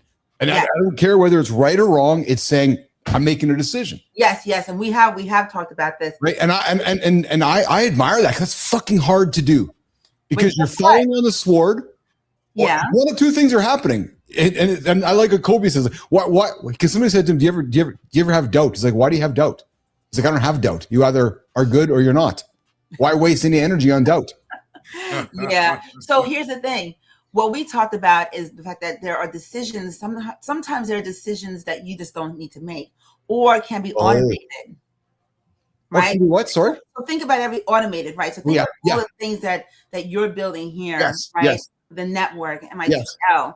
You are able to, because your Wicked's brilliant, you're able to know which things, like, you don't have to decide because those things can be automated. You have a system for certain things. Okay, let's go here. But I would say to though, so fair. I'll accept that comment. I had to make a decision in my head though, in order to craft the system. Yes, that's exactly what we talked about. Yeah. Yes. Good stuff. Good stuff. Yep, absolutely. Absolutely. Right. So there's a process. Yes, it is. It is. That is exactly what we talked about. So there are leaders out there who are carrying stuff that doesn't belong to them, and they're calling it leadership. Oh, right? I see. Yeah. They're calling it leadership, but it's really not. It's fear. And I shared that, I was a very collaborative leader, but ultimately on the inside, I held every single one of those decisions. You know what I mean? Like I felt accountable for every single one of them. And that was too heavy. There were things I could have delegated. There were things that I could have done to let other people grow and let them decide. You know what I mean? So it's like there's a nuance there that I watched you do very well. And I've learned to do myself as I matured as a leader. So that's what we talked about today. Interesting. So you said something that you see me do very well. What is that? Nuance of what? Of making decisions or of what? And I see you, I watch you know what things you need to hold on to and what things you need to let go of. And interesting. Yeah. I watch you every single day. So I'm curious. So I want to learn from this. So what would be an example of something that that you've observed me letting go? Okay. A really quick example. And I've learned to do this too. Let's talk about Neiman. Right, Melissa, right? Oh, yeah, okay, yeah. You have to be, do you need to see every single guest intro? Do you need to see every single, every Tommy, Frankie, all that stuff, right? Yes. The B-roll, do you need to take a look at every single slide for B-roll? I see what you mean, yeah. Right? You let that go. You made a decision that there were parts of your operation that you don't need to be in every day. Now, if you see a problem, you'll address it afterwards. That's a good leader, though. Of course. Like a good leader, surrounding yourself with other good leaders, and you're like, okay, so I'm like, I trust Neiman. I got no desire to try to get in her way. Why would I? Because I want success. Exactly. And she knows better than we do anyway. Well, that's exactly it. So what you're saying is that too many leaders get in other people's ways. Yes. And we talked about this on a prior show where the rule is really, something that someone can do at least 70% as well as you can, let that shit go. Let them do it. Let them do it. Right? So yeah. So that's what we got into today. It was fun, as usual. That's good. That's awesome. Yeah. Okay, you two. Well, happy anniversary to both of you. Thanks for spending a little bit of time with me today. Thank you. Thanks so much. I see in the comments. Thanks so much, you guys, for the anniversary wishes in the comments. Oh, yeah. Hey, Sally. Thank you. Yeah. So much, guys. Appreciate it. Dwayne, I always love spending time with you and John, having a ball. Well, Dwayne, you're always my favorite Whitaker, man. I appreciate you taking. I'm sorry, Sarah. You appreciate taking my stuff this morning and jumping onto the show this morning. And Cheryl, I knew you were busy doing something at 8:30. Yes, I knew you were busy at 8:30 doing something called "It Starts with Joy." Yes, and, I know. Hey, Dwayne, you know what's pretty awesome is I'm going to put you as one of my alliance members. We got the men's alliance. Oh, yes. Well, Dwayne, get this though. Here's the thing, though, Dwayne, is that Cheryl has no idea. Like, she has no fucking clue about something that I was working on last night that I'm going to surprise her with today. Her and Matt Roofy, they have no clue that I dropped it on Neiman's desk this morning, and I got that emoji of the eyes going. And I was like, wow. No, I love it. I love all this shit. So bring it. So when you said I billised it, I fucking billised it yesterday, and I got something to show you today that I think you'll be a little bit excited about. I might even grow hair as a result. We'll see. Yes. Well, it's funny you had no hair because I did have a topic about, but then I said to myself, I can't put this topic on the show here today because I got 3 bald people on the show, but it was about gray hair. Yeah, and why people go gray. I'm like, well, fuck, man. The male Whitaker's got a little bit of gray on his face, but that guy's got no gray hair. She's got no gray hair, and this guy's got no gray hair. I guess we can't talk about it today. So no gray hair. The funny thing is, Keith, I do have gray hair, but it's just I shave it off. That's all. Yes. Hey, Whitaker, you know what? I would love you.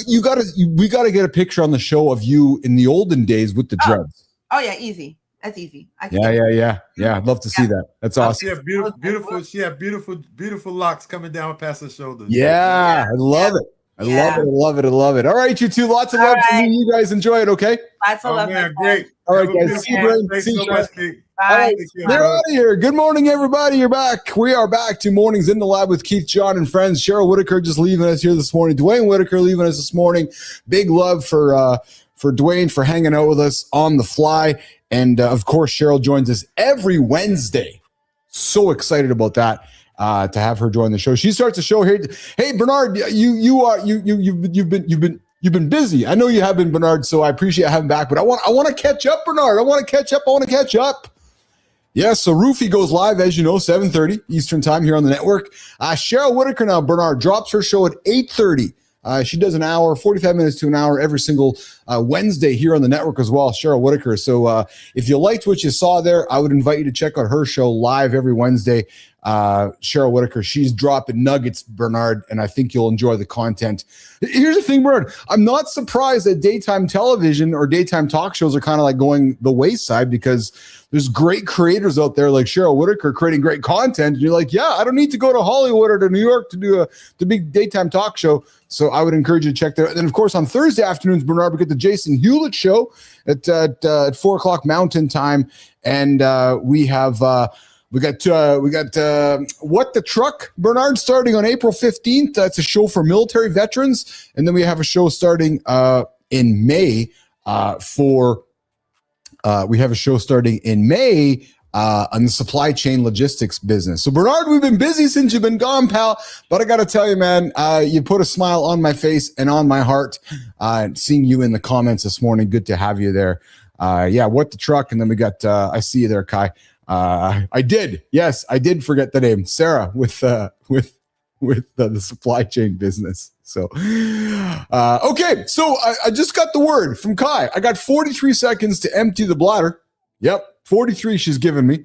And then I haven't told my team that. I'm a little bit out of sorts a little bit this morning because my technically on my screen, one of my windows are kind of like out of the way here. So I have not been observant of some of the things that are over here because they're under there. And so, Kai, I've seen your notes, but they're just, it's been a little bit of a struggle.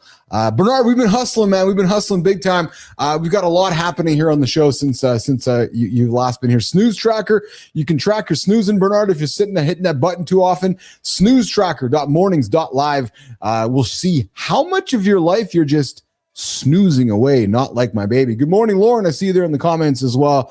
Sullivan, always out there in the comments. And of course, the phone lines are still there as well, Bernard. 431-300-3005. There's our Snooze Tracker website, the cost of 9 minutes. Okay, I got 43 seconds, and I'm going to come back, and we're going to do a little bit of a morning monologue.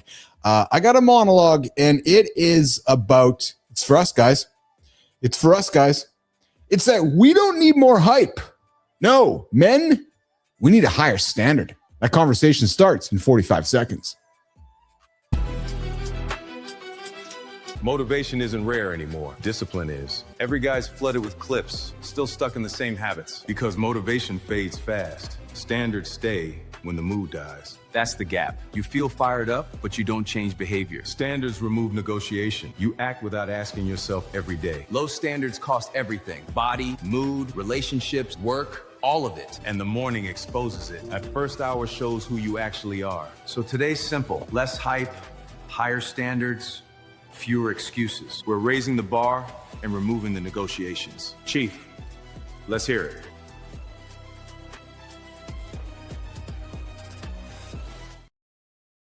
Woo! 43 seconds. Yes, good time. Great pressure, man. No, Kai, I heard it wrapping up, and I was like, okay. I did the old jiggle. Yeah, put it back into the pocket, and then here I am. True story. All right, guys. I did flush, yeah. Even washed my hands, too. Flushed, washed hands, did the old rap, bang, bang, boom, boom. There you go. Yes, as Krasky would say, boom, boom. Wow. Hey, guys. Modern men, like all of us listening right now, we do not need more motivation. That is why you are here. That's why you're hanging out with me on the show. No, I suspect that modern men do not need more motivation. No, what do we need? We need better standards. That is the absolute, unequivocal truth. Better fucking standards. And I think a lot of men know, even if they do not want to say it out loud, that I need to get a better standard because motivation is everywhere now. Oh my goodness. It's funny because when I was starting this thing, I'm like, I don't want to get into the motivation business because everybody's motivating something. It's unlimited. Just open your phone. Like, actually, every app has something motivating happening. It's a quote. It's a podcast. It's just some hard-ass one-liner. It's just a shredded guy yelling at you. It's just some billionaire telling you to wake up at 4 a.m. Not me, because I'm not a billionaire, just a millionaire. I'll tell you to wake up at 5 a.m. instead. A former athlete talking about sacrifice. You got some creator yelling you and telling you to stop being soft. It just never ends, you guys. You know how it is, Bernard. You open up X, Twitter, Threads, everywhere. It's motivation, motivation, motivation. Just motivation nonstop. Men are not underexposed to motivation. If anything, we are 100% overexposed to it. And yet somehow along the way, with all this content and all this fire everywhere, all this fake urgency everywhere, all this chest thumping intensity, a lot of men are still stuck on the couch or waiting till Monday or till next day or till someday or till just, I'm going to get started another day. But motivation is not the issue. No, it's not. It's your standards. Your standards are the issue. Because standards are what remain when the mood disappears. Do you think every single day I show up here, I absolutely, unequivocally can't wait to get here and do it? No. Well, 99.99999% of the time I do. But I have a standard that I'm proud of. And that standard is what keeps me going and the show going when there's nobody here, or there's nobody clapping, or when the clip ends, or when the caffeine wears off, or when the weather sucks, or when I had a bad sleep. Yes, that's the standard. The standard that is there when your emotions suck, when there's nobody actually watching, or when you don't even feel like it. That is where the truth is. Because a man's life is not built by what excites him in a moment. We all have our moments. Guys, look in your pants. Look at the hot one across the street. There's a moment. Oh, I want her. I want her. I want her. It's a moment. But that's not your life being built in that excited moment. No, it's built by what you refuse to negotiate. Nope, I'm keeping it in the pants. I got my ride or die at home. That's the standard you're setting. And that is where a lot of men are losing themselves right now. Not because of weakness, not because of incapabilities, and not because we need some other guru screaming into a microphone. And it's not lost upon me, I'm doing that right now. No, we are losing it because we keep lowering the bar. And then we're like, the collapse is normal. What's going on, Ashton? Do gays go to heaven? Well, I'm happy I'm going to heaven. Yeah, baby, I'm happy. I'm just a happy guy. I'm a happy gay guy, happy gay. Woo, baby. Yes, sirree. And hey, men are losing because we keep lowering the bar. I know I should train. You know it. I know I should get a better sleep. I gotta stop eating the garbage food. I gotta put my phone down. Stop and scrolling. We all know it, what we should do. We should stop making excuses. And we know that we should stop saying yes to things that pull us away from who we say we are. We know. We all know, man. But yet, we do it. And knowing is cheap. It's very cheap. Think about how cheap knowing is. Oh yeah, I just know. I know. You know the guy. I know. But when you set a standard, Dwayne Whitaker, that standard costs something. That's why this matters. Because when a man has a low standard for himself, it infects everything around you. You hear John talk about it all the time. Your body softens. Your word weakens. The routine, poof, it's gone. The mood, because you're eating shitty, it gets unstable. And where does your confidence go? Your confidence is gone. It's over there. Hey, hello, confidence? Yeah, it's gone. And then every relationship you have around you, it feels it. The work you do, it feels it. The kids feel it. The team around you feels it. And then what do, man? We try to solve it all by sitting down and watching another fucking motivational video. Let's pull it up on Instagram. I'm looking for one right now. No. That's not what we want to do because that's a dopamine hit. That's not discipline. Dopamine.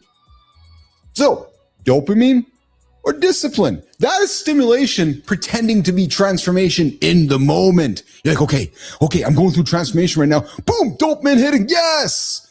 All right. I'm going to go start my gym journey tomorrow. What? A lot of men and a lot of what men consume in the self-improvement world is not helping any of us build a life.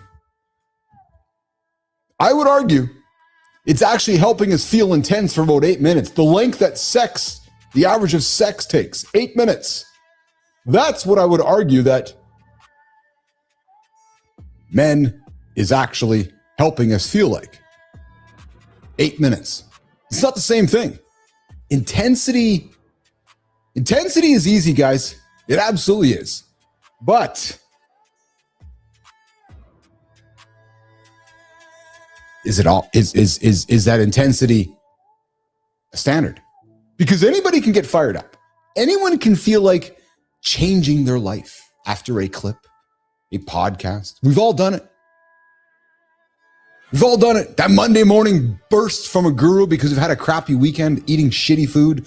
Okay, I'm feeling guilty right now. So the real question is this. What standard are you actually living by on a Tuesday afternoon or a Thursday afternoon or a Wednesday like right now? Or especially on the weekend when there's no one checking? That's the whole game, guys. Because those standards, those accumulative decisions along the way, that is what creates identity. And that identity creates the behavior, because when a man has standards like all of you, you stop debating with yourself all day. The options, gone. You train because that's what you do. You make decisions to advance because that's what you are. You get up and not hit the snooze because that's what you do. You keep your word because that's what you do. You handle responsibilities because that's what you do. Not because you're motivated. No, because that's the standard you set for yourself. And when you can identify that standard you set for yourself, that, nation, is the real power. And I think this is one of the biggest conversations missing in modern masculinity. Because too much of the conversation, because we live in a world right now where we got to stop the scroll. Boom, boom, boom. So too much of the conversation is about performance, performative conversations. Too much posing out there. Too much aesthetic discipline, cosplay strength, branding. There's too much fake alpha energy from men whose actual lives are just full of inconsistency. What's the standard? Well, standards are much quieter than that. A standard walks into the room, you don't even know it, but you feel the standard. Oh, there's John. He's setting the standard. Because standards do not need to announce themselves. No. Look around you. They show up in your body. They show up in your calendar. They show up in your word, your home, your habits, your bank account. They especially show up in your mornings. Because the morning, it reveals a man. It reveals you. Not the Instagram version of you, the real one. Can he get up? Can he get up when nobody's looking? Can he move? Can he think clearly? And can he direct his energy immediately into a positive situation? Instead of moving it into the phone, the feed, the inbox, the noise, the dopamine machine. What man are you? Because that matters. Because the man who cannot direct his morning usually cannot direct much else. That, nation, is why I am so fucking passionate and why I care so much about routine, accountability, and owning the first part of my day and part of yours. Because standards are the easiest thing to see in the first hour. And if you watch this show, if you've been paying attention to the show since we started, you see the standard. Because the first hour of our show tells the truth. And the truth is this. A lot of men do not need a massive reinvention. No. We need fewer negotiations in our head. We need to stop asking ourselves every day whether we're going to do the things they already know matter. I'm gonna go for a run today, but I'm not feeling it. What? I think I'm going to go start my gym workout tomorrow. What? Guys, we want to start treating discipline like a mood. We want to stop confusing inspiration with character. We want to stop outsourcing self-respect to the content we're creating, because that is what this is really about, nation. You hear me loud and clear. This is about self-respect. Because standards are one of the purest forms of self-respect a man can have. So when you hold the line for yourself, you're telling yourself something powerful, that I matter enough. My own mirror matters enough to not live beneath my own code. That changes you, not the overnight, not in one viral clip, not through fake intensity, not through proof, but through keeping promises to yourself long enough that you stop seeing discipline as punishment and you start seeing it as an identity. So no. Modern men, you guys don't need more motivation.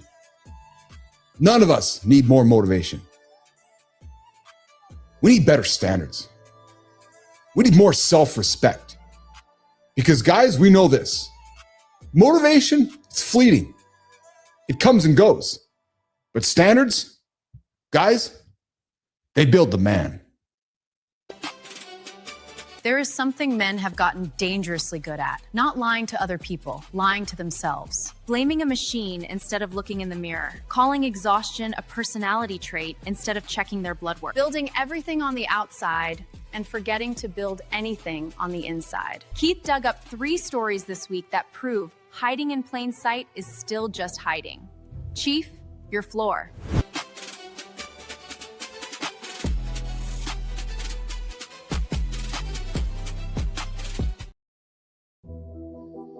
All right, Maya, thank you so much for that. Heading over to the community corner. Boom, boom. Bernard, take credit for one thing you accomplished each day and work on what you didn't like the results of next. I agree, man. Good time out there. Yes, hey, B, what's shaking? Thanks for showing up day after Thanksgiving 25. Was a tough day for everybody, but you showed up and movement gave you energy towards the end. Sullivan, I appreciate you, brother. Appreciate you so much. All right, guys, over on LinkedIn, AI isn't killing jobs. No, the cowardly leaders are. Well, John Mall posted on LinkedIn and said, AI is not the reason you lost your job. Your leadership is.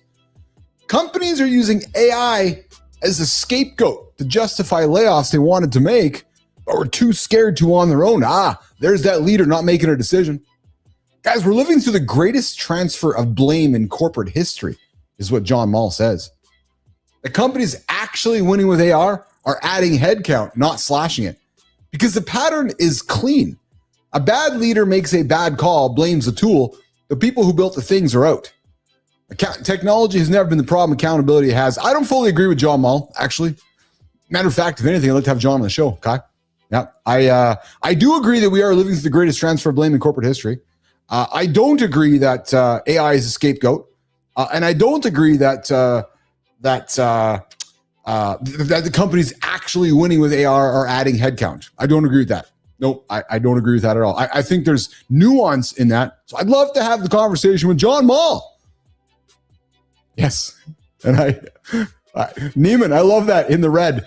We don't necessarily agree. I agree. Hey, guys, you're not depressed. You got some low testosterone. Boom, boom. Dr. Callie Dubois on Substack wrote that your depression, your brain fog, and your dead drive is not a personality shift. It is a biological shutdown. Low test, low iron, bad sleep, zero movement, bad sleep score. What's the best line? You didn't evolve. Boys, you declined. Yeah, you're not 40 anymore, men. You're not 35 anymore. Men, no, we're not. Although when I get in the squat rack, Sullivan, I think I am. I'm like, oh yeah, I'm going to go lift like Holroyd right now. I'm going to go do some fucking big power lifts. Okay, over on YouTube, nobody's coming to save you. Tammy, what? Tony Buonato calls out performative behavior. Yeah. You know, I'm just going to drop this one because I don't like performative behavior. I'm going to go with it. He says you built to life, but you didn't build yourself. You were taught to perform, not to process.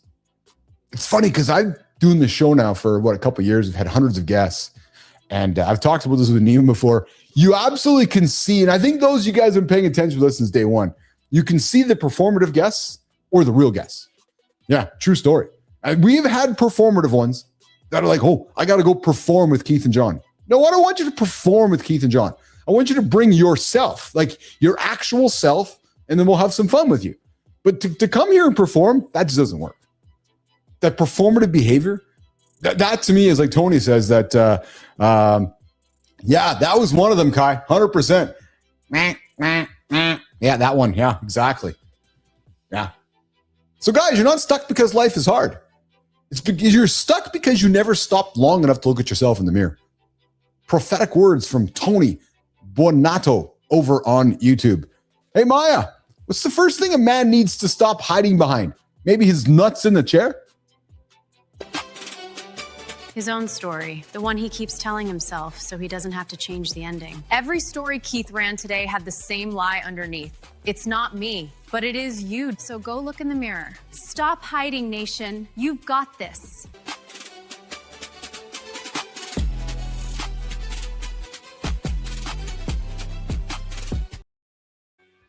Hey, I know some of you are wondering where Jimmy is. So am I. No, I'm kidding. Jimmy's off on a family. Jimmy's away on a family event. Bernard, Jimmy is still here, but we got a new one. Bernard, we got a new one. We got Kai, producer Kai. Yeah. Jimmy's got to watch out because Kai is just fucking racking up the experience, just passing Jimmy by. Oh, yeah.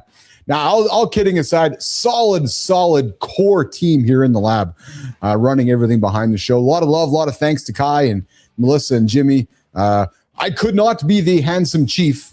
And listen, guys, you know I just like to bullshit with you guys now, right? I could not be the handsome chief without great people behind me. The fuck? Where is everybody? Hey, I don't see anybody behind me. Thanks to Kai, thanks to Jimmy, thanks to Melissa. Guys, you guys were awesome in the community today. I want to take a quick statement second and just actually pause and just say thanks to Bernard. Bernard, I know. So, Bernard, I missed you, man. Just true story. I miss seeing your name in the community. I miss seeing your comments. I'm going to crack a joke. I'm glad you're alive. Bernard's alive. Yes. So good to see you there in the comments. And I hope to see you regularly. I know the bees are coming out here again. So I'm happy to talk bees with you throughout the season here in the bee season. And Nation, if you need some honey. We got the resident beekeeper of the Mornings in the Lab community. Bernard, we got ourselves a community web app now, mornings.live. Bernard, you can check in. You can show your proof you're awake. We got the daily poll there. Kai's hanging out on the poll every single day. It's a lot of fun happening there. Guys, what a good show here today. Why family secrets destroy mental health. We had that conversation today. Dwayne Whitaker joined us. Most men don't need more hype. No.